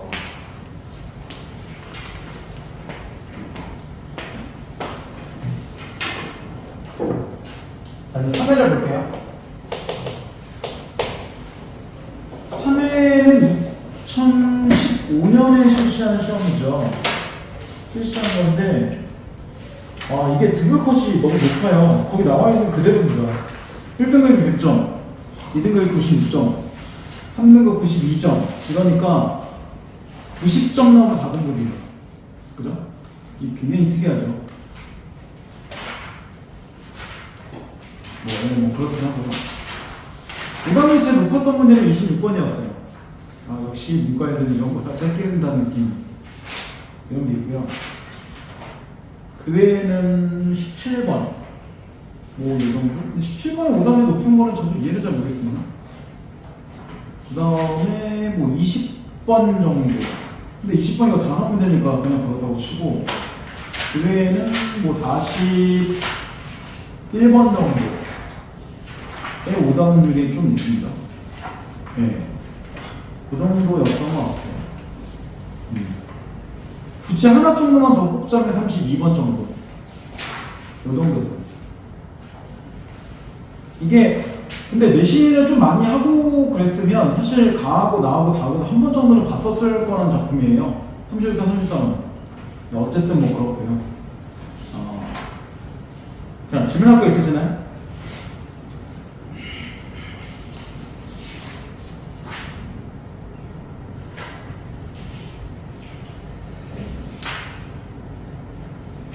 할 게 없으면 그냥 제가 할게요. 없는 거야, 없는 거야. 이건 그냥 질문 순서대로 볼게요. 앞에 17부터 20. 이거는 다에 가는 거기 때문에 한번 그냥 가볼게요. 물화일치라는 게 하나 나오긴 하지만 이 지금에서 진짜 핵심은 물화일치만 갖고 그런 게 아닙니다. 한번 읽어나 보세요. 17부터 20 보면 이런 얘기거든요. 나비가 되어서 자신의 잊질만큼 즐겁게 나라의 꿈을 꾸다가 깨어난 장자는 자신이 나비가 되는 꿈을 꾼 것인지 나비가 자신이 된 꿈을 꾼 것인지 의아합니다. 이 얘기는 뭘 의미하는 거야? 내가 원래 주체가 나였는지 아니면 내 원래 주체가 나비였는지 이거 자체가 분간이 안 간다는 거잖아요. 그죠? 그 얘기는 나라는 존재와 이 나비라는 존재는 기본 본질은 같다는 얘기죠. 어떻게 보면 자, 이 호정몽의 이야기는 나랭이진 상태를 묘사하면서 물화일체 사상을 그 결론을 제시하고 있다. 그러니까 둘이 같다는 거죠. 그래서 이거를 호적지몽 자체라고 얘기했는데 여기서 물화일체라는 거는 나비를 뭐로 보는 거예요? 자연을 보는 거고 나를 사는 걸 땐 이 두 개가 일치가 된다는 얘기죠. 자, 이야기 외에도 장자는 나를 읽는다는 구절이 나오는 일화 두 편이 있다. 하나는 장자가 타인의 정원에 넘어 들어갔다는 것도 모른 채 기이한 새의 뒤를 흘린 듯이 쫓는 이야기이다. 여기서 장자는 바깥사물의 마음을 통째로 빼앗겨 자신조차 잊어버리는 고도의 몰입을 대상의 사로잡혀 끌려다니는 꼴에 불과한 것을 보았다. 그러면 여기서 이 고도의 몰입이라는 거는 좋은 거야, 안 좋은 거야? 안 좋은 거죠. 저는. 왜냐면 이게 말 그대로 대상 자체에 사로잡혀 까다는 나쁜 게 아니에요. 근데 그 뒤에 안 좋게 얘기하잖아요. 사로잡혀 끌려다닌다. 이랬으니까 고도의 몰입이라는 건 다른 말로 하면 자기 자신에 있는 거니까요. 그죠? 나를 잊고 다른 거에 오히려 뺏겨버리는 상태니까 안 좋은 거죠. 이때 마음은 자신이 원하는 하나의 대상에만 과도하게 집착해서 어떤 것도 돌아보지 못한다. 그러니까 이걸 다른 말로 하면 과도집착이라는 얘기잖아요. 근데 우리가 볼 때는 과도한 거나 집착이나 다 안 좋은 얘기잖아요. 결국은 집중과 집착은 좀 다른 얘기예요. 말 그대로 우리들이 누군가에게 집중한다, 뭐에 집중한다는 딱 봐도 나쁜 말이 아닌데 뭐에 집착한다, 뭔가 좀 부정적이잖아요. 그죠? 자, 그런 마음은 맹목적인 욕망일 뿐이어서 감각적 체험이 있는 그대로 바라지 못하고 자신에게 이롭다거나 좋다고 생각한 것을 과장하게 왜곡해서 받아들이고 그렇지 않은 것은 변경해버립니다. 그러면 이렇게 하는 거는 감각적인 체험 자체하고 연결된다는 거야? 안 된다는 거야? 안 된다는 얘기잖아요. 그죠? 왜냐면 거기서 감각적 체험이 있는 그대로 받아들이지 못한다 라고 하는 거니까 감각적 체험 자체가 제대로 안 된다는 상태가 되는 거죠. 자, 그 다음 두 번째, 다음 세 번째죠. 다른 스승님의 마음을 불 꺼진 제방 같습니다 라는 말은 제자에게들은 망각작이라는 사람이 나는 나 자신이 잊었다 라고 대답한 이야기다. 여기서 나 자신은 마음을 가리키며 마음을 잊었다는 것은 불꽃처럼 마음속에 치솟던 분별자궁이 사라졌음을 의미한다. 그럼 이게 같은 말이에요. 마음 자체를 잊는다는 것은 이런 분별 자체를 제대로 하지 못한 것 같다. 그러니까 부정적인 거죠. 달리 말해 이는 텅 빈 마음이 되었단 말이며 흔히 명경지수로 표현되는 정적 상태를 뜻한다. 이런 고유한 마음을 유지해야 천지를 있는 그대로 받을 수 있다. 근데 뒤를 보면 이런 상태가 오히려 뭐한 거야? 이런 상태를 가지고 얘기할 때 이거를 명경지수라고 얘기하고 고유한 상태라고 얘기하는 건데 이게 그러면 오히려 좋은 건데 나쁜 게 아니죠. 뒤를 볼 때. 왜? 고유한 마음이 유지해 천지만물을 그대로 받아들인다. 이렇게 됐으니까 이건 좋은 상태가 되는 거죠. 차라리. 자, 그러면 이제 나오죠. 첫 번째 이야기에서 온전하게 회복돼야 될 참된 자를 잊은 것이고 둘째 이야기에서는 세상을 기득되는 시비를 따지려는 편협한 자를 잊는 것이다. 그러면 지금 네 번째 문단에 볼 때 나오잖아요.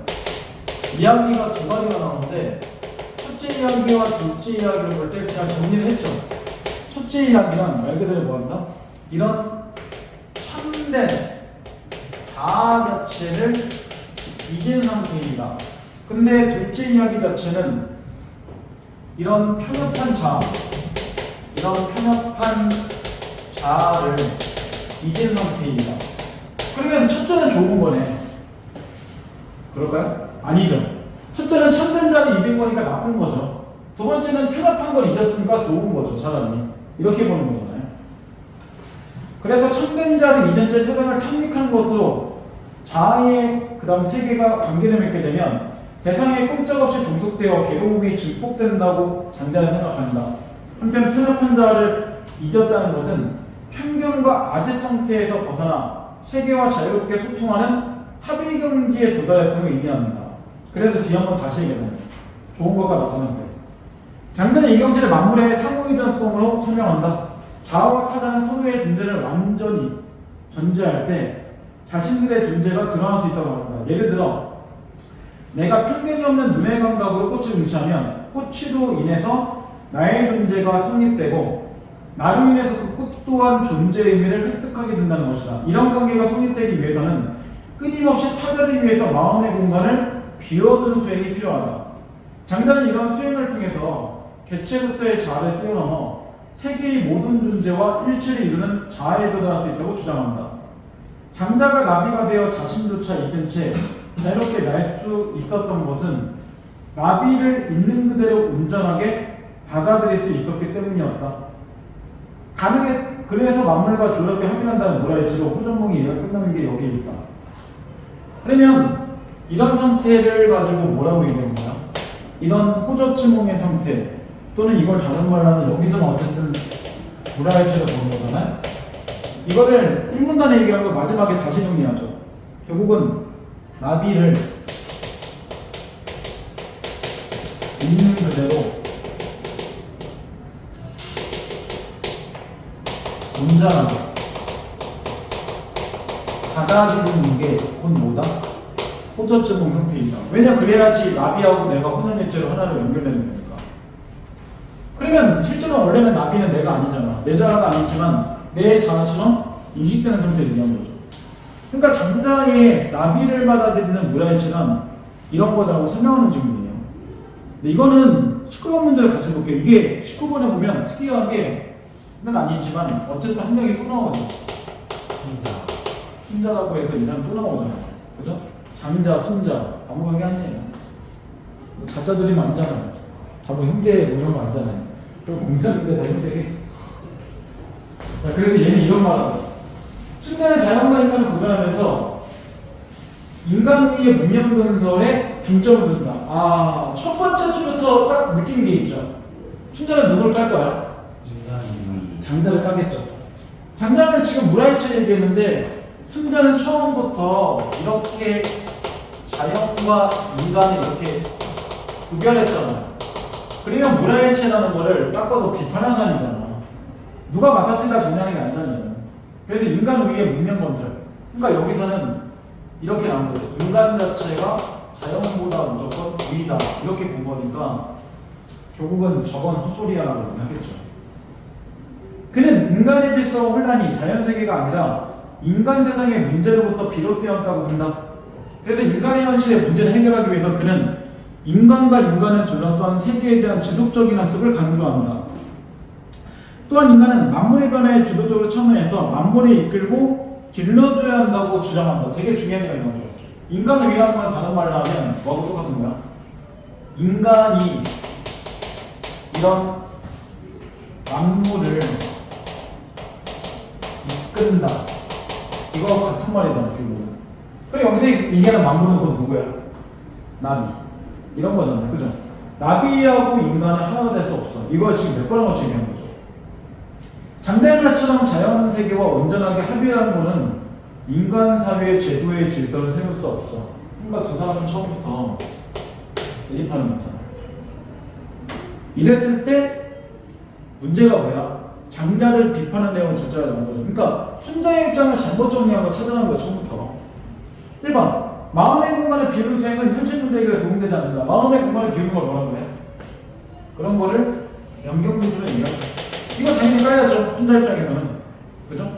그 다음 두 번째, 자아를 있고 만물과 소통하는 것, 인간 사회의 제도를 세울 수 없다. 왜? 분명히 만물은 이끌어야 되는 거지 소통하는 문제가 아니잖아요. 순자 입장으로 볼 때. 그거 맞는 얘기죠. 세 번째, 만물과 상호 의존적 관계를 맺는다. 이미 틀렸죠.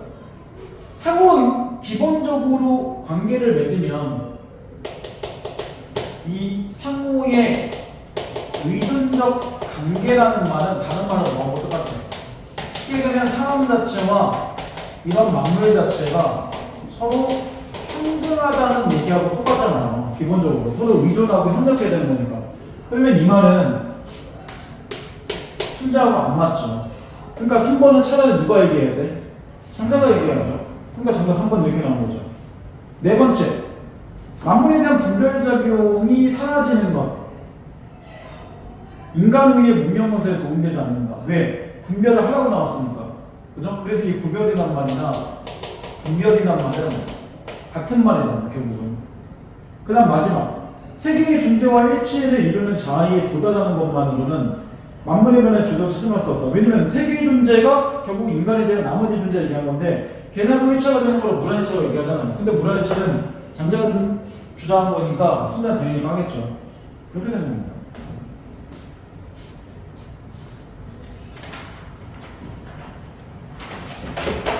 자, 그 다음 어쨌든 이것도 암흑물질은 보긴 할게. 일단 25, 26은 가볼게. 근데 이거는 앞에 거보다 훨씬 쉬워요. 앞에 과학 지문보다 이거 훨씬 더 쉬워요. 이건 아예 연산 자체가 없는 거니까요. 그죠? 자, 1문단. 우주로 구성하는 전체 물질의 질량 중에 약 85%는 눈에 보이지 않는 암흑물질이 차지하고 있지만 암흑물질은 어떤 만환경으로도 관측되지 않으므로 그 존재가 오랫동안 알려지지 않았다. 그럼 되게 특이하다. 힘문단을 가지고 볼 때 이런 얘기 나오잖아요. 우주를 구성하는 전체의 물질의 질량의 85%는 암흑물질이다. 이렇게 나오잖아요. 그러면 85%면 굉장히 많은 비율이죠. 그죠? 그랬는데 재미나는 게 하나 있죠. 이 암흑물질은 관측이 안 돼요. 만환경. 그 얘기는 뭐 한다는 거야? 이거를 만환경만 이용하는 세계에서는 우리가 몰랐었다는 거예요. 그래서 이걸 암흑이라는 말을 쓰는 거는 다른 말은 뭐와 똑같아? 눈에 보이지 않는다는 말과 같거나 관측되지 않는 말과 똑같은 말이잖아요. 그래서 암흑이라는 말을 쓰는 거예요. 약간 투명인간 같은 느낌? 그죠? 자, 1933년 치비키는 머리털자리 은하단의 질량을 추정하다가 머리털자리 또 뭐야? 되게 특이하죠. 암흑물질의 개념을 생각해내었다. 그는 은하들의 속력으로부터 추정한 은하단의 질량이 은하들의 밝기로부터 추정한 은하단의 질량보다 훨씬 크다는 걸 확인하고 은하단 내부에 실종된 질량이 있다고 결론지었다. 70년대 루비는 더 정확한 관측 결과를 바탕으로 이 실종된 질량의 실제를 확정했다. 그런데 이 암흑물질은 처음에는 뭐 했다는 거야? 눈에 보이지 않는 거니까 실종된 질량이라고 생각한다. 그러니까 분명히 있는 것 같은데 눈에 안 보이니까 이상한데? 이렇게 느꼈다는 거잖아요. 결국에는 나선 은하에서 별과 같은 보통의 물질은 중심부에 집중되어 공전하는데 중력 법칙을 써서 나선 은하에 공전하는 별의 속력을 계산한다면 중심부에서는 은하의 중심으로부터 거리가 멀어질수록 속력이 증가함을 알 수 있다. 그런데 중심부 밖에서 중심으로 멀어질수록 중심 쪽으로 별을 끌어당기는 중력이 줄어들기 때문에 그림 A에서처럼 거리가 멀어질수록 속력이 줄어드는 걸로 나온다. 이게 그러면 A가 뭐였다는 거야? 원래 예상한 결과인 거죠. 근데 그렇지만 실제 관측 결과 은하 중심부의 밖에 공전하는 별의 속력은 그림의 곡선 B처럼 중심으로부터 거리와 무관하게 거일정하다. 이것은 은하 중심부에서 멀리 떨어진 별일수록 은하 중심 쪽으로 그 별을 당기는 물질이 그 별의 공전궤도 안쪽에 많아서 거리가 멀어질수록 줄어드는 중력을 보충해 두기 때문이라 보인다. 이로부터 루비는 별의 공전궤도 안쪽에 퍼져 있는 추가적인 중력의 원점, 즉 암흑물질이 존재하는 걸 추정하고 그 암흑물질의 양이 보통의 물질보다 월등히 많다는 것도 확인되었다. 그렇죠. 85%입니다. 그러면 이 그래프에서 이런 거잖아요. 이렇게 볼 때 여기가 중심부잖아요. 그리고 이게 속력이잖아요. 그리고 여기가 이제 거리죠. 그리고 이렇게 나오는 형태가 하나 있고, 그럼 여기서 파생돼서 이렇게 떨어지는 게 하나 있잖아요. 그럼 A고 이게 B인데 이 A가 뭐 하는 거야? 이 A는 처음에 예측이었죠. 그죠? 분명히 이렇게 속력이 떨어지는 거에 돼야 되는데 B 자체는 아까 나오는 것처럼 뭐가 되는 거예요? 이게 실제 관측 결과잖아요. 그럼 실제 관측 결과에서 이렇게 속력이 떨어지지 않는 걸 통해서 우리가 뭔가 이걸 통해서 이런 암흑물질 자체가 있다라고 생각을 한 거죠. 기본적으로. 그러니까 만약에 실제 관측했을 때 이렇게 나왔으면 암흑물질은 없는 거죠. 암흑물질의 결국은 뭐 한다는 거야? 보완해준다는 거잖아요. 자, 세 번째. 지금 진짜 짧네요. 그죠? 이 2006년에 암흑물질의 중요한 성질이 탄환 은하단의 관측을 바탕으로 밝혀졌다. 이런 탄환 은하단은 두 개의 은하단이 충돌해 형성되었는데 두 은하단이 충돌할 때 각각의 은하단에 퍼져있던 고온의 가스는 서로 부딪혀서 탄환의 은하단의 중앙에 모인다. 반면에 각각의 은하단 안에서 은하들은 서로 멀리 떨어져 있어서 은하들이 충돌할 때 은하들끼리의 점처럼 충돌하지 않고 엇갈려 지나간다. 이때 각각의 은하단에 퍼져있던 암흑물질도 두 은하단의 은하들과 함께 엇갈려 이동한 걸 확인한다. 이로써 암흑물질은 가스나 별과 같은 보통의 물질이 아니라 다른 암흑물질과도 거의 부딪지 않는 것이 발견됐다. 그러니까 결국은 암흑물질을 어떻게 발견했는지 그냥 과정을 본 거예요. 지금 자체는. 자, 그러면 이제 25번은 암흑물질에 대한 이해도 적절하지 않은 거죠. 자, 1번에 볼 때 은하는 내부에 퍼지는 가스와 충돌을 안 한다. 방금 전에 읽었죠. 맨 마지막에서. 그 다음, 우주에서 보이는 물질의 질량보다 더 큰 질량을 찾는 눈에 보이는 건 15%, 안 보이는 암흑물질이 85니까 맞는 얘기죠. 그 다음 세 번째, 만환경 관측을 할 수 없다. 그래서 관측 자체가 안 된다고 하는 거잖아요. 암흑물질이니까. 근데 네 번째, 은하 안에 퍼져 있으면서 그 은하 안의 별을 은하의 중심적으로 당긴다. 그게 어디 나와? 인문단의 마지막 쪽에 나오죠. 그래서 마지막에 볼 때 얘가 당기는 물질이 그 별의 공정궤도 안쪽으로 많아져서 거리가 줄어들수록 중력을 보충해 준다. 그러면 그게 뭐 한다는 거야? 암흑물질 자꾸 당긴다는 얘기잖아요. 그럼 4번까지 확인되죠. 마지막, 은하들의 밝기로부터 추정한 은하단의 질량을 은하들의 승력부터 추정한 질량보다 크게 만든다. 이렇게 나오는데 이거 반대로 얘기하는 거잖아요. 그 1문단의 마지막에 보면 이렇게 나오죠. 그러니까 1문단에 하나, 둘, 셋, 넷, 다섯 번째 줄에 보면 나오죠. 은하단의 속력에서 추정한 은하단의 질량. 그러니까 여기서부터 이렇게 나오죠.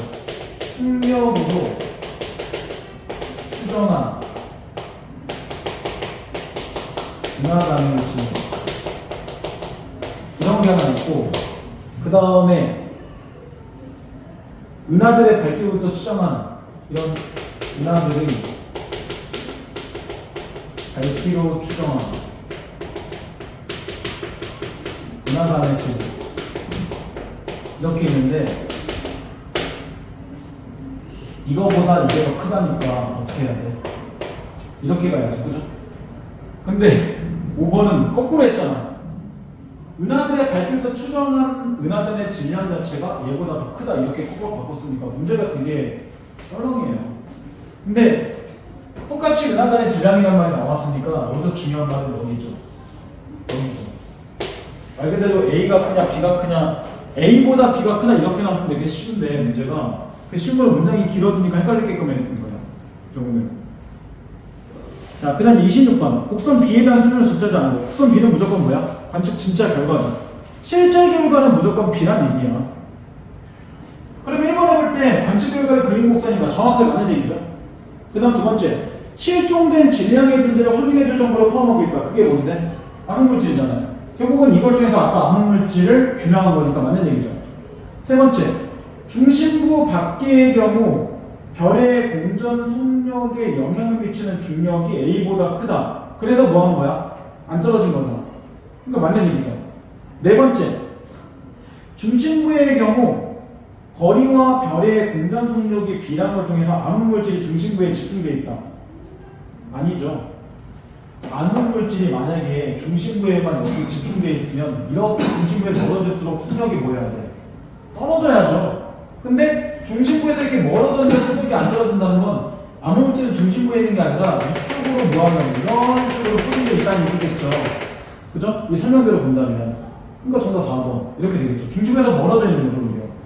그래서 이게 어디라고 나왔어? 그림에서 한 줄, 두 줄, 세 줄 내려오면 그 당기는 물질이 별의 공정궤도 안쪽에 많아진다. 그러니까 여기가 뭐가 되는 거예요? 별의 공정궤도 안쪽이 되는 거죠. 여기가 중심부. 그러니까 중심부와 별의 공정궤도 안쪽이라는 건 다른 부위라는 얘기잖아요.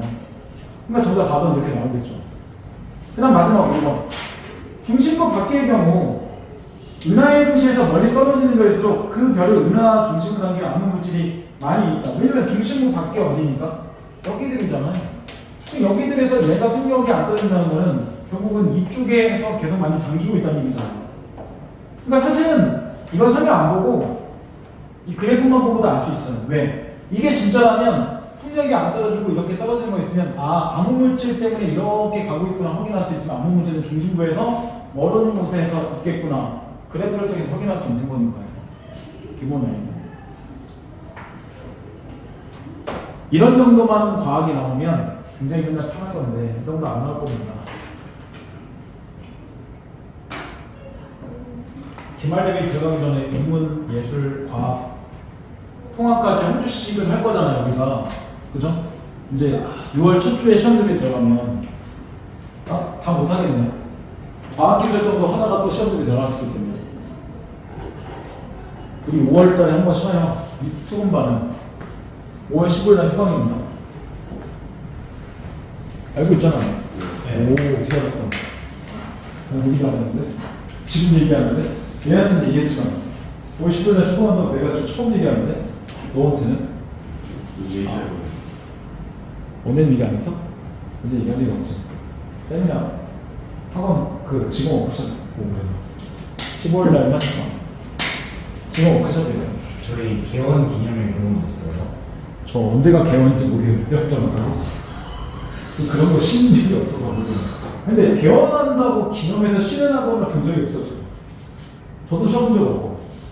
개원 기념일에 그냥 저는 선생님들한테 맛있는 거 드세요. 그냥 뭐 커피 쿠폰 하나 써거나 지금까지 정도. 올해는 그래도 않을 것 같아요. 올해는 제가 단원하던 선생님들 홍보하고 제가 직전대를 거의 9개, 10개 정도 했더니 정신 하나 없어갖고 올해는 저번 주에도 저희 선생님 한 분이 단원학원에서 갑자기 강의가 30분밖에 안 나온 거야. 이거 결석했는데 확인했더니 왜냐 거기는 제가 리코딩해서 올려주거든요. 뭐야 했더니 어머 강의가 끊어졌네요. 땡 끝. 밤 12시부터 저가 혼자 1시간 반 더 찍었어요. 뒤에 거 연달아 놓고 그리고 찍었는데 새벽 2시야. 내가 일찍 끌어야지. 갑자기 아니 중간중간에 좀 꺼질 것 같으면 확인해야 되는 거 아니야?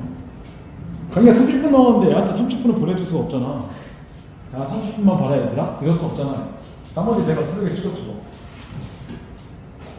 아 진짜 미치겠다. 이러니까 제가 몸이 만만한 생각이에요. 어쨌든 그렇답니다. 물론 저는 워크숍 가도 당연히 집에 와요. 네. 저는 집에 일이 있어서 2박 2일이 안 될 것 같고 저는 아마 밤 11시 정도라도 출발해야 될 것 같습니다. 안 그러면 저희 애가 아침에 학교를 못 가서 F가 7시에 나가야 돼요. 출근하려면 9시 가려면 저에서 2시간 걸려요. 회사까지 왕복 4시간. 경기도민이 힘들구나 이런 걸 가끔 느낍니다. 경기도민이 서울 출근하는 건 쉽지 않구나. 왜냐면 GTX 지금 연결시켜놨다가 동탄에서. 근데 GTX가 강남에 가는 게 없어요 지금. 그게 2028년에 개통할 거고 지금 거기 무슨 뭐 분당 어디까지밖에 연결이 안 돼요. 그럼 여기서 내려서 강남까지 또 전철 타면 한 50분 걸립니다. 의미가 없어요 그걸 타는 게. 심지어 그 GTX 타고 집에서 버스 타고 나가는데 1시간 걸려요. 동탄이 버스가 굉장히 연결이 잘 안 돼 있어. 띄엄띄엄 되고 되게 늦게 와요. 심지어는 저쪽 수원 그 병점이나 세마에서 한번 놓치면 주말에 뒤에 다음 버스 거기 SRT역까지 배차 간격이 30분 넘어요. 그러니까 약간 시골 같은 분위기. 이거 놓치면 그 다음에 30분이라는 거죠. 헐. 그러니까 그나마 수원이 제가 볼 때는 교통편이 더 좋아요. 동탄은 되게 띄엄띄엄 돼 있어요. 그런 면에서 좀 별로. 자, 그 다음에 30부터 33 요즘으로 볼게요. 일단 이거는 단은 별로 안 중요해요. 단은 너무 쉽기 때문에.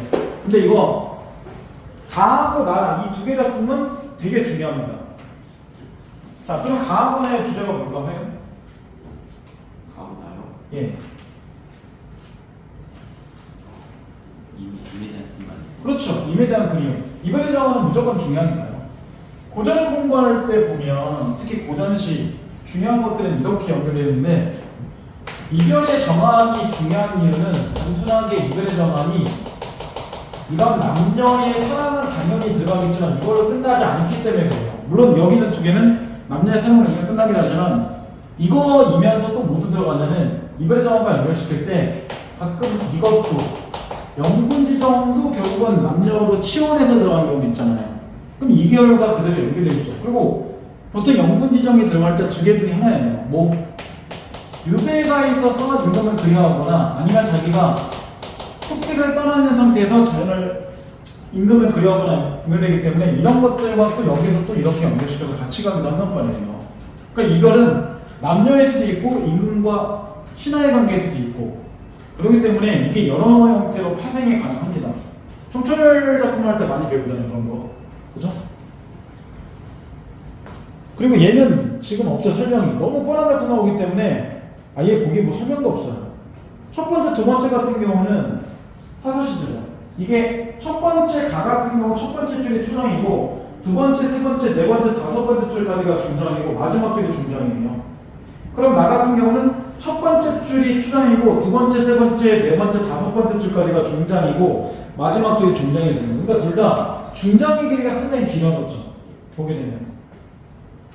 자, 처음에 보세요. 어디 못 오던가 무슨 일로 못 오던가 너 오는 길에 혹시 무쇠로 성을 쌓았니? 성 안에 담 쌓고 담 안에 집을 짓고 집 안에 뒤져놓고 뒤져 안에 괴를 놓고 괴 안에 너를 혹시 결박하여 놓고 쌍매고 외걸쇠 문거복 자물쇠 혹시 꼭꼭 잠갔니? 왜 그렇게 안 오니?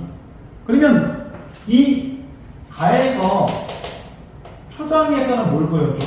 초장에서는 정확하게 이별의 상황을 보여주는 거고 너의 모든이 이러니까 이별한 거 확인할 수 있는 거고 중장에서는 이미 오지 않는 이유를 하자 자체가 뭐하고 있는 거야? 추측하는 거죠. 그죠? 혹시 모델로 성을 쌓았니? 담 쌓니? 집 쌓니?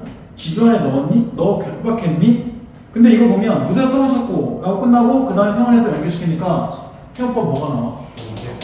이게 연세죠.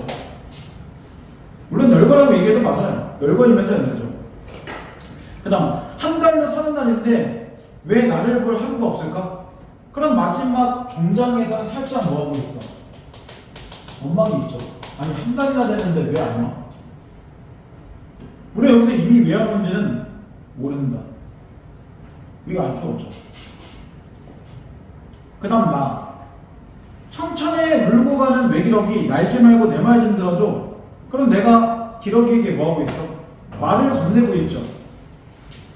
한항성 내에 잠깐 들러 부디 내 말이 잊지 않고 외쳐서 불러이르기를 원하는 개혁할제 정막공규에 던져진 듯 정막한 공규 홀로 있는 방이라는 얘기죠.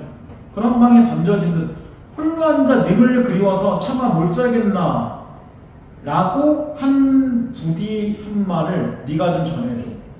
그러면 우리가 나에서 볼 때 이 초장하고 중장에서는 뭘 하고 있는 거야? 기러기에게 임에게 내 소식을 전할 것을 이거 좀 부탁하고 있는 거죠. 이런 것들. 그죠? 근데 기러기가 와서 뭐라 그래? 말하죠. 우리도 님을 보러 바삐 가는 길이 오매 전할지 말지 모르겠어. 그러면 마지막에 종장에서는 기러기가 뭐하고 있어? 쉽게 나 바빠. 어쩌라고 나 바빠 죽겠는데 어쩌할 수 있어? 이러고 있는 거죠. 그러면 실제로 두 사이에는 대화가 성립했죠. 그러니까 이거는 말을 건네는 말 말고 대화체도 맞는 말이에요. 그럼 기러기가 의인화되어 있다는 말도 맞는 얘기죠.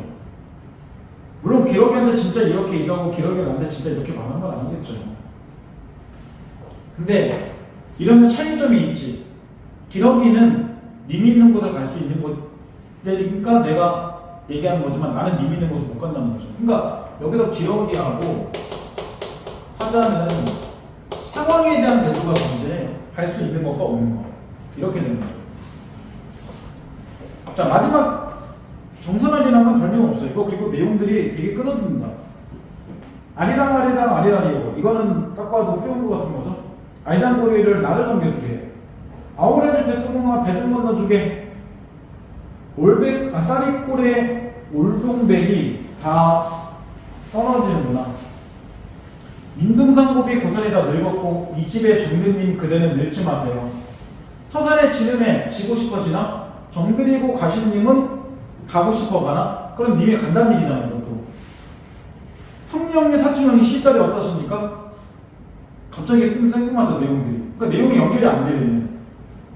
정드리고 그 상당같이 유네머리 비단줄 다 되었네. 그러면 시에서는 뭘 볼 수 있어? 시사가 좀 어려워요. 갑자기 생뚱맞은 얘기가 있잖아요. 그 다음 D 오늘 갔다 내일 오건 해달이지만 한 번 가신 우리님은 왜 안 오시나? 그러면 해달과 님은 대조가 되어 있죠. 얘네들은 매번 오는 존재지만 님은 나에게 오지 않아. 그 다음 당신이 나만큼만 생각한다면 가시밭길 철이나도 신발 벗고 올 것인데 왜 알아? 그러니까 중간중간만에 조금 이상한 내용이 들어갔지만 큰 틀에서는 님에 대한 그리움 이거죠. 물론 세 개 다 처음부터 이발하고 시작해서 중요한 건 님하고 내가 왜 이러는지 알 수가 없어요. 근데 신의는 상황과 다르게 구구절절 설명을 안 할 거기 때문에 실제로 그런 것들을 다 얘기하지 않을 겁니다. 기본 라인. 자, 그럼 이제 문제라고 볼게요. 자, 적절한 건데 31번 같은 경우는 1번 가에서는 님이 장애물을 극복하고 화자를 찾아오기에는 하루라도 시간이 짧은 시간에 대한 안타까움을 드러내고 있다. 근데 가에서는 그냥 님이 오지 않고 있는 거잖아요. 그러니까 여기서는 시간 짧은 안타까움이 아니라 오지 않는 님에 대한 원망이라고 했죠. 두 번째, 가에서는 화자가 차원상의 책임을 화자에게 돌리고 있다. 아니죠. 그러면 님을 원망할 필요가 없잖아. 세 번째, 나에서 의인화된 자연물, 기러기죠. 자신의 처지를 님에게 알리고자 하는 화자의 마음을 드러내고 있다. 그러니까 기러기 한 게, 님의 소식을 내 소식을 님에게 전해달라고 얘기하는 거죠. 기러기 나오면 걔는 언제일까요? 가을이죠. 기러기는 수순이가요. 그 다음 네 번째, 나에서는 화자가 제3자와 인가의 추억을 회상하고 있다. 근데 제3자 자체가 외기록이라고 얘기해도 외기록이하고 님하고 나하고는 아무 관련이 없죠 지금. 그러니까 이걸 통해서 뭐 추억을 회상하는 건 이상하죠.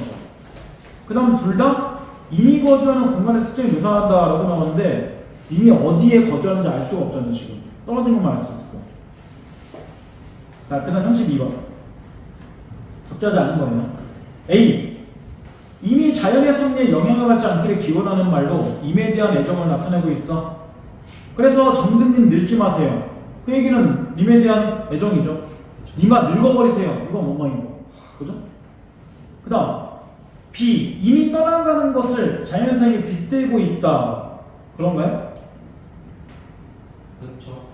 해가 지고 싶어 지나? 정들어 가신 님은 가고 싶어 가나? 이러면 님이 떠나가는 거를 해 자체가 지는 거에 연결시켰으니까 자연물에 빗댄 게 맞죠.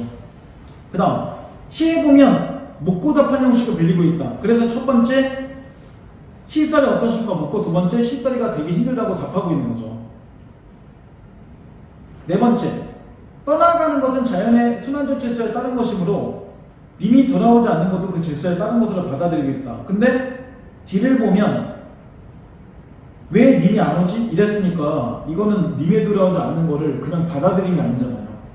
그러면 이건 전혀 질서에 따르고 있는 게 아니죠. 질서에 따른다면 뭐가 돼야 돼? 이런 식의 대조가 안 일어나야죠. 그렇죠? 정답 4번. 마지막. 이를 보면 기대만큼 충분히 사랑해지지 않는 님에 대한 서운함. 왜? 님이 내 생각이 있으면 왔을 텐데 오지 않으니까 내 생각을 별로 안 하고 있네? 이런 거잖아요.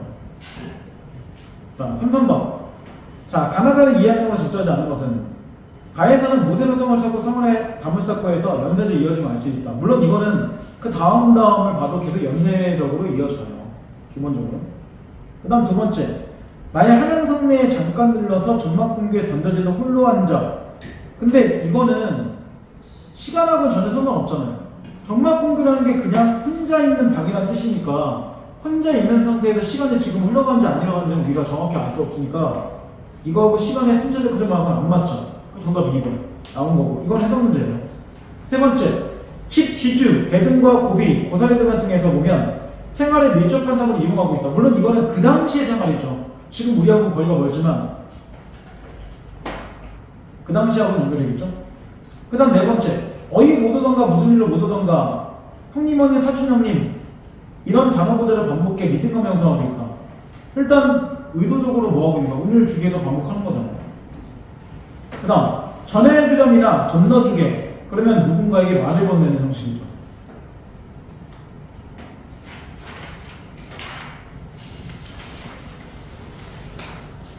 자, 그 다음 이제 41부터 43번 쪽으로 한번 넘어가요. 사실 이게 조금 그런데 서정주의 외할머니의 디안템마루는 생각보다 되게 많이 나왔어요. 기출문제에. 이게 좀 많이 나온 작품 중에 하나인데 과거에 대한 뭐 추억 그리고 회상 이런 것과 연결시키고 올해도 지금 보면 손익 강의에 보면 회상과 연결되는 게 좀 있죠. 그죠? 꼭 그게 개인 회상이 아니라 뭐 이육사 노동기간 이런 거를 볼 때도 그렇고 그 다음 누구야? 그 기영대 뭐 질수 나이 그런 거 봐도 그렇잖아요. 그죠? 화이팅. 네. 나한테 술래가 좀 편하겠죠? 주말에도 편하지 않을 텐데. 그죠? 주말에도 뭐 학원 있잖아요. 우리에게 뭐 편한 날은 없어요. 수능 끝나면 편해지고 그 전까지는 어차피 불편한 겁니다. 그래서 이번에 저 뭐죠? 어린이날 덕분에 3일 쉬잖아요 저희. 이거 얼마나 좋아요. 어차피 학교 월요일 안 가잖아도. 네. 그죠? 그러면 쉬는 거죠. 쉬면서 그냥 배 깔고 문제만 풀면 되죠. 뭐. 까짓 거. 그런 거잖아요. 어쩔 수 없죠. 뭐 그런 거 있잖아요. 시기 가면 공부를 적게 해서 5월달, 6월달 못 보는 것보다 오지게 많이 하면서 어쨌든 데뷔하는 게 마음 더 편하지 않나요? 수험생 입장에서 눈면 불편하지 않나요? 뭐 이런 느낌으로 지금 숙제가 나온다 생각하셔도 돼요. 다음 주에 뭐 그죠? 뭐 4월 평가인데 일단 5월달에 볼 거고 하필 또 어버이날 봐 왜? 이거 어버이날 뭐 하려고 엄마가 점수는 죄송합니다. 뭐 이럴 수도 없고 그치? 많이 불편하네 그치?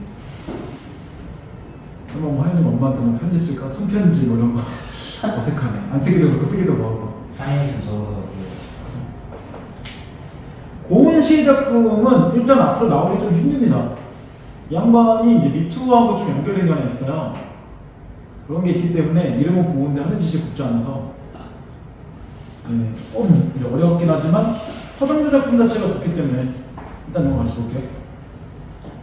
자, 처음에 이제 보세요. 아버지 아직 남북 통일되지 않았어요. 그 얘기는 이 작품 자체가 통일과 연결된 얘기를 하겠다는 거죠. 일제시대 소금장수로 이 땅을 떠도신 아버지. 일제시대는 어떤 시대야? 남가북이 없는 시대죠. 그럼 우리 아버지는 남가북 말 그대로 다 그렇게 떠돌 수 있는 사람이라는 얘기예요.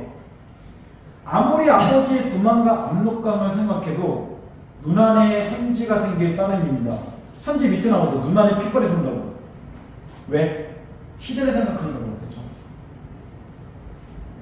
아버지의 젊은 시절 두만강의 회정 수양거들을 보셨지요.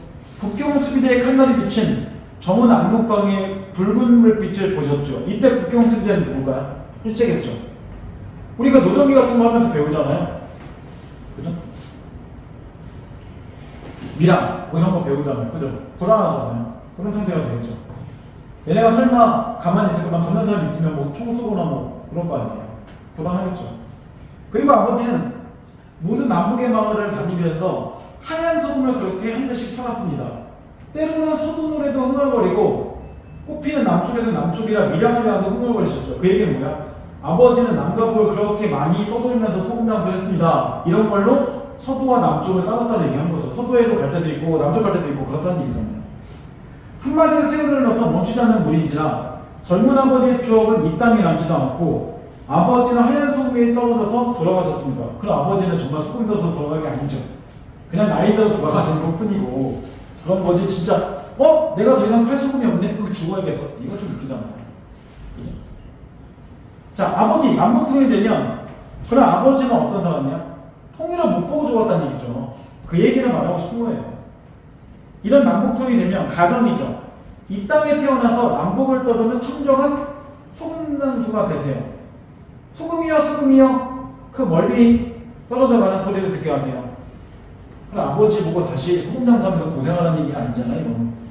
그죠? 그렇게 옛날처럼 아버지가 통일되고 또 오셔서 흥얼거릴 수 있는 그런 날이 왔으면 좋겠어요. 이런 얘기니까 이 고운의 이름 쓰고 싶지 않네요. 그냥 가로로 쓸게요. 이 시의 상황은 이거죠. 아버지를 회상하고 있는 거잖아요. 그죠? 회상하고 있는 거고 정서는 그림도 있지만 모두 있어요. 이런 통일에 대한 염원도 있는 거죠. 사실은 아버지의 그림보다는 이것이 더 커요. 이 작품은. 이걸 말하는 것 자체가 기본 포인트니까 시대가 들어가 있죠. 우리도 언니가 성별하겠죠. 언젠가 저도 나중에 언니가 저도 성별을 당할 수도 있을까요? 글쎄요. 저희가 저 찾아볼 줄 모르겠는데 삶이 바빠서 이게 사실 한 대 건너면 끝이에요. 거의 그런 것 같아요. 저도 할아버지 할머니 성묘를 제가 스스로 아버지가 안 계시면 갈까 모르겠습니다. 물론 저희 같은 경우는 같이 써요. 묘를 같이 쓰기 때문에 저희 4대부터 쭉 내려와서 저희 산하나를 저희 거로 갖고 있기 때문에 어쨌든 아버지 보러 가면서 할아버지가 바로 딱 50cm 위에 할아버지 있기때문에 어차피 같이 가서 인사를 할 건데 저도 사실 할아버지 본 적이 없어요. 실제로 저 태어나기에 돌아가셔서 할머니도 마찬가지 태어나기 돌아가셔서 얼굴을 뵌 적이 없어요. 사진으로만 원래 한 단계씩 걸으면 쓰면 안 봅니다. 잘. 원래 모든 인간은 그러면서 하나씩 잊혀져 가는 거죠. 이래도 그걸로 저도 마찬가지고 나중에 먹고 살기 바빠갖고 엄마 아빠 돌아가신 다음에 자주 가겠어요. 한 달에 한 번? 1년에 한 번 가면 다행일 겁니다. 추석 때 정도하고 설 때 정도는 한 번씩은 그냥 가보지 않을까. 그것도 화연이 이랬을 때 설 때 막히니까 그냥 미리 갔다 와야겠다. 이럴 수도 있잖아요. 그죠? 그게 근데 나쁜 게 아니에요. 그럴 수밖에 없는 현실이고 또 그렇게 막힌데 굳이 막 그렇게 힘들게 가느니 만약에 이게 그런 거 있잖아요. 묘를 안 만든 상태에서는 그냥 미리 갔다 오는 게 편할 수도 있죠. 어떻게 보면 차라리 묘를 만들고 이러면 그렇게 막히니까 가서 제대로 못 가니까 가서 막 한 2주 전에 일찍 가고 막 가서 성묘하고 오고 막 그럴 때도 있어요. 저희도 그러니까요. 저희도 혼사 자체는 한 달 전에 미리 깎아요. 추석 하기 전에 여름 전에 미리 가서 깎고 가서 이제 좀 다듬고 요거만 하는 겁니다. 저 설 때는 실제로 할아버지 할머니 산소 안 가요. 그래서 당연히 추석 때도 안 가죠. 그 전에 가서 미리 해놓은 거예요. 저는 학원 가니까 아예 못 가잖아요. 그래서 벌초를 저는 벌초 비만 내요. 가족 전체 가니까 저는 벌초비 한 달에 갈 때마다 그냥 5만 원. 벌금입니다. 벌금. 자, 두 번째 나를 보세요. 외할머니네 집 뒤안에는 장판지 2장만큼만 옷 입힐 툇마루가 깔려있습니다. 딱 봐도 이거 시각 일부러 집어넣었잖아요. 그죠? 이 툇마루는 외할머니의 손때와 그네딸들의 손때로 날이 날마다 친해져 온 것이라고 하니 내 어머니의 처녀 때의 손때도 꽤 많이 묻어있을 것입니다만은 그러나 그건 하도 많이 문질러서 이제는 이미 때가 아니라 한 개의 거울로 번질번질 닦아져 어린 내 얼굴에 들이비친다. 그러면 이 할머니의 집 뒤안에는 그만큼 뭐하는 거예요? 많은 사람들이 왔다 갔다 했다는 그런 흔적들이 남아있는 곳이라는 얘기잖아요. 자, 그래 나는 어머니에게 꾸지람을 되게 들어 따로 어디 갈 곳이 없게 된 날 이 외할머니네 떼거울 툇마루 찾아와서 외할머니가 장독대 옆에 뽕나무에서 따다주는 오디 열매를 약으로 먹어 숨을 발라합니다. 그러면 나에게 할머니는 어떤 존재야? 도피처죠. 그죠? 외할머니 얼굴과 내 얼굴이 나란히 비친 이 툇마루에는 어머니도 그네의 꾸지람을 가지고 올 수 없기 때문입니다. 왜? 할머니가 분명히 그러거든. 얘 좀 그만 혼내라. 이럴 거니까요. 근데 이 나를 보면, 그러면 이거잖아요. 나를 보면 상황 자체는 똑같죠. 상황은 지금 이런 외할머니는 툇마루를 뭐하고 있는 거야? 회상하는 거죠. 지금 내가 여기에 있는지 알 수 없죠. 회상하는 거죠. 정서는 그리움이에요. 이게 둘의 차이는 뭐냐면 얘는 시대가 들어갔지만 이건 시대가 안 들어갔죠. 또 하나, 이건 아버지가 돌아가신 건 확실히 확인되는데 여기서는 외할머니가 돌아가신 건 우리가 알 수가 없죠. 그죠? 돌아가셨을 수도 있고 아닐 수도 있죠. 그런 차이점이 좀 존재하는 겁니다. 그리고 이거는 성묘라는 공간 자체는 내가 어떤 애정을 느끼거나 따뜻하게 느끼는 공간이 아닌데 이 툇마루에는 어떤 애정을 느끼거나 그런 공간이라는 차이점이 있죠. 그리고 자기의 직접적인 뭐가 들어가요? 경험 자체가 들어가 있는 공간이라는 차이점이 있죠. 두 개를 비교해보면 작품은 그렇게 어렵지 않아요. 자, 41번. 그럼 공통점을 접점한 건데 유사한 식으로 점층적으로 변주하고 있다. 근데 나에는 그런 거 전혀 안 보이죠. 가인은 보이나요? 그런 게? 가인은 이런 거 변주하는 거 보이나요? 아버지 남북통일되지 않았습니다. 처음에 이렇게 얘기하는데 밑에서 하나 둘 셋 넷 다섯 번째 줄 아버지 남북통일 되면 여기까지는 살짝 변조한 것도 보이죠. 그러니까 가는 맞아요. 두 번째 부정현실에 대해서 거리두어 간주하고 있다. 근데 부정현실은 나는 전혀 상관없죠. 가는 차례는 부정적인 게 맞죠. 하지만 간주하지도 않죠. 간주라는 건 내가 객관적으로 얘기했는데 그럴 거면 뭔가 영원하거나 이런 거를 드러내는 게 말이 안 되잖아요. 그죠? 세 번째 어린 화자의 목소리를 활용해서 동화적인 분위기 조성하고 있다. 이거는 가하고는 해당 사항이 없죠. 왜냐면 성녀를 갈 정도면 얘가 이미 어린 화자가 아니잖아요. 어린 화자가 혼자 이렇게 성별을 어떻게 해요? 말이 안 되죠. 나 같은 경우는 맞을 수 있죠. 그 다음 색감을 드러내고 있다. 아까 나에서는 우리가 머고드 PD라서 하나 확인했잖아요. 가에서도 하나 나오죠. 하나 둘 셋 넷 다섯 여섯 일곱 여덟 아홉 번째 에 붉은 불빛 또는 하얀 소금 네. 두 개 나오네요. 정답 4번 이렇게 나오겠죠. 역설법 없습니다. 있었으면 아까 미리 얘기했겠죠. 그 다음 42번 적절한 건데 보게 나오죠. 우리가 삶에서 경험하는 구체적인 장소는 사람과 그가 처한 상황에 따른 다른 의미를 지닌다. 성미에서도 이 땅은 실제로는 같은 공간이라고 얘기해도 과거, 현재, 미래, 시간적 배경이 변함에 따라 그것의 의미는 다양하게 드러난다. 그러니까 두 가지라는 얘기잖아. 사람마다 같은 장소에 있어도 느끼는 게 다를 거고 똑같은 장소라도 과거에 느낄 때와 현재에 느낄 때와 미래에 느낄 때는 달라질 수 있다. 이렇게 되는 거잖아요. 학교가 그럴 수 있으면 학교가 지금 니네가 만약에 중학교나 초등학교 가봐 되게 어색하죠. 왜? 지금은 내 자리가 아니니까. 근데 지금 고등학교는 되게 편하죠. 왜? 내 자리가 있으니까. 대학교 가서 고등학교 가보세요. 되게 또 어색합니다. 왜? 내 자리가 없으니까. 내가 교복입고 갈 수 없잖아. 일단 교복이 안 맞을 수도 있고. 그죠? 이미 임혜연이 막 저러시다가 찢어버릴 수도 있고. 그 교복입고 찾아가면 왜 교복을 굳이? 이럴 수도 있고. 그렇잖아요. 저는 교복이 남을 수 없어요. 고3 때까지 넥타이를, 그러니까 이거 막 남방 하나를 입었더니 이게 빨때마다 점점 여기가 하얘지는 거야. 달아갖고. 10년 여름 바지는 3년에 입어보려고 하나 샀는데 1년 반 지나니까 뒤에 구멍이 생겨서 이게 되게 얇게 나와서 그래서 바지만 한번 샀어요. 바지만. 그러니까 아침마다 되게 바빠. 단벌 신난 되게 바빠. 아침에 빨면 저녁에 말려놓고 아침에 막 선풍기에다 빨리 말려갖고 입고 어떨 때 가끔 축축하게 입고 갈 때도 있어요. 이게 막 하윤이처럼 집에 돈이 많으면 막 교복도 막 2개 살 텐데 교복 2개를 살 때는 없어. 맨날 하나 사서 말리고 하나 사서 입으니까 나중에 이렇게 막 달아갖고 친구가 뜩 다니는 느르르 야이씨 단벌 신는데 이거 해야겠네 이씨 이럴 때도 있었습니다. 이게 지금이야 웃으면서 얘기하지만 그때 되게 심각했어요. 그거 집에 가서 또 꼬매거든요. 뭐 이상한 게 없으니까 어떡해. 고등학교 때 남방 2개인 애가 그렇게 부러울 수가 없어요. 전혀 없으니까. 시장 가서 막 교복 들고 그러면 비슷한 거, 바지 같은 경우는 좀 비슷한 거 많으니까 가서 막 사고 막 그랬던 기억이 있어요. 자, 이게 1번에 보면 이렇게 나오죠. 한 곳에 머물지 않고 또다시 아버지의 삶을 화자가 떠올리고 있다면서 기억은 원망스러운 감정이다. 근데 아버지는 내가 원망할 존재가 아니잖아요. 아버지는 내가 그리운 존재죠.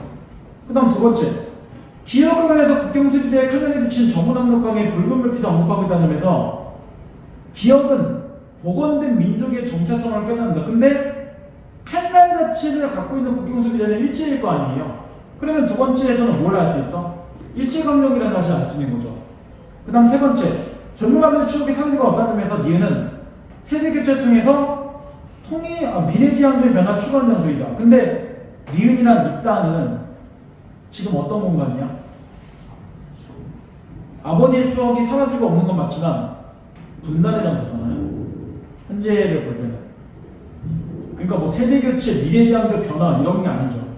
그 다음 네 번째, 소금장소를 같이 타락해가는 모습 등에서 디귿, 이 땅은 화자가 가업을 이어 아버지의 꿈을 실현한 장소이다. 근데 소금장소를 태어나는 건 아버지가 태어나는 거지 내가 태어나는 게 아니잖아. 근데 내가 아버지의 가업을 왜 입어? 말이 안 되잖아. 그러면 제가 소금장소 되겠습니다. 이래야지. 아버지가 소금장소 돼서 살아가면 돼요. 근데 내가 가업을 입는다는 건 앞뒤가 안 맞잖아. 그 얘기는 과거의 아버지는 남북통일 자체 분단되기 전에 일제강점기 때 남과 북을 왔다 갔다 하는 존재니까 아버지가 같은 소금장사 대라는 거는 소금파라는 게 아니라 그렇게 이 땅의 분단 자체가 끝나고 자유롭게 이동할 수 있는 시대가 다시 왔으면 좋겠다 이런 얘기를 하고 있는 거죠. 일정이 나쁜 건 있지만 일정이 좋은 건 딱 하나였죠. 이 사람 본래. 어쨌든 자유롭게 오가갈 수는 있잖아. 요것만 얘기하는 거예요. 그럼 마지막 머르드가는 그 소리를 듣게 하라는 표현은 디귿의 화자가 자신의 바람이 실현되기를 현실화되기 희망한다는 소리다. 근데 자신의 바람이 뭔데? 아버지가 다시 태어나길 바라는 거나 근데 그게 진짜 다시 태어나는 게 아니라 과거에 그런 좋았던 말 그대로 남과 북이 없었던 그런 시대를 얘기하는 거잖아요. 그러니까 여기서 머르드가는 그 소리를 듣게 한다는 거는 디귿 자체 이 땅이 다시 뭐한다 남북 자체가 사라지는 현실 그런 게 왔으면 좋겠습니다. 이렇게 되는 거니까 그 바람이 현실된다. 아버지가 다시 자유롭게 떠들 수 있는 시간이 온다 이런 얘기잖아요. 그러니까 정답 보면 이렇게 나온 거죠. 그 다음 다시 3번은 되게 쉽죠. 집 뒤안은 유년 시절과 단절되어 있다. 뭔 소리야? 집 뒤안에서 지금 떠올리고 있고 과거 할머니에 대한 기억을 지금 다 떠올리고 있는 거잖아요. 그러면 단절된 게 아니라 오히려 연결되어 있다고 봐야죠. 단절되어 있으면 할머니에 대한 그림이나 이런 게 아니라 할머니를 그리워서 슬퍼요. 과거의 기억이 다 하나도 사라졌어요. 이렇게 말을 했었어야지. 그러니까 이 집 뒤안은 어떤 공간이야? 굉장히 정겨운 공간이잖아요. 이게. 과거에 할머니가 나를 보호해주던 공간이니까. 정답 1번으로 나오죠. 두 번째, 거울은 오랜 흔적의 흔적을 환기한다. 왜? 너무 때가 묻어서 번질번질한 정도로 돼서 거울됐다는 거니까 과거의 추억이나 과거의 흔적을 얘기한 거죠. 세 번째, 탄마루는 엄마에게 꾸준한 드린지 찾아가 미안하던 화자의 경우가 연결되어 있죠. 할머니는 나를 보호했으니까. 네 번째, 탄마루 찾아온 할머니 화자에게 외할머니 가운데 어디 열매는 사랑이다. 왜? 먹으라고 준 거니까. 그 다음 마지막, 탄마루에 비치는 외할머니 얼굴은 화자 외할머니 사이에 친밀감을 드려야 한다. 그러니까 결국은 내가 할머니한테 그렇게 피해서 도망갈 수 있는 거냐. 할머니가 무서우면 엄마한테 꾸준한 받으면 집을 가출해야죠. 아니면 그냥 집에 있거나. 할머니가 더 무서운데 할머니한테 가서 엄마 매력 이거 어떻게 해. 그러니까 친밀감이나 사랑 이런 걸 얘기하는 거죠. 이걸 통해서 보면 할머니하고 이 사람은 거리가 상당히 가까운 존재였다. 정서적으로 이런 거 확인할 수 있는 거죠. 이걸 하진 않겠지만 이 당시 모두 특이하게 맨 마지막에 이런 희곡이나 시나리오도 하나 정도를 따로 출제한 적이 있습니다. 이렇게 나오면 이게 난이도가 쉬울 수밖에 없어요. 시나리오 자체는 어쨌든 이름이 다 나와주니까 별게 없잖아요. 그래서 이게 요새 자꾸 어디다 집어넣냐면 시에다가 딱 집어넣고 있죠. 하나씩 길어지니까. 심지어 올해 소설관 보면 이런 시나리오하고 소설 같이 집어넣은 것도 있죠. 지문이 한 장이 넘어가요. 그러니까 뒤에 보면 분명히 5월달까지 몰라도 6월달에 분명히 하나는 상당히 오지게 길게 나올 겁니다. 느낌상. 왜냐면 올해 소설관이 지금 계속 그런 존재를 보이고 있잖아요. 보게 되면. 그래서 도서가 짧아진 것도 아니고. 그러니까 올해는 결국은 지문과의 싸움입니다. 하염없이 읽으면 두 집은 날아갑니다. 그거만 좀 보여주시면 될 것 같습니다.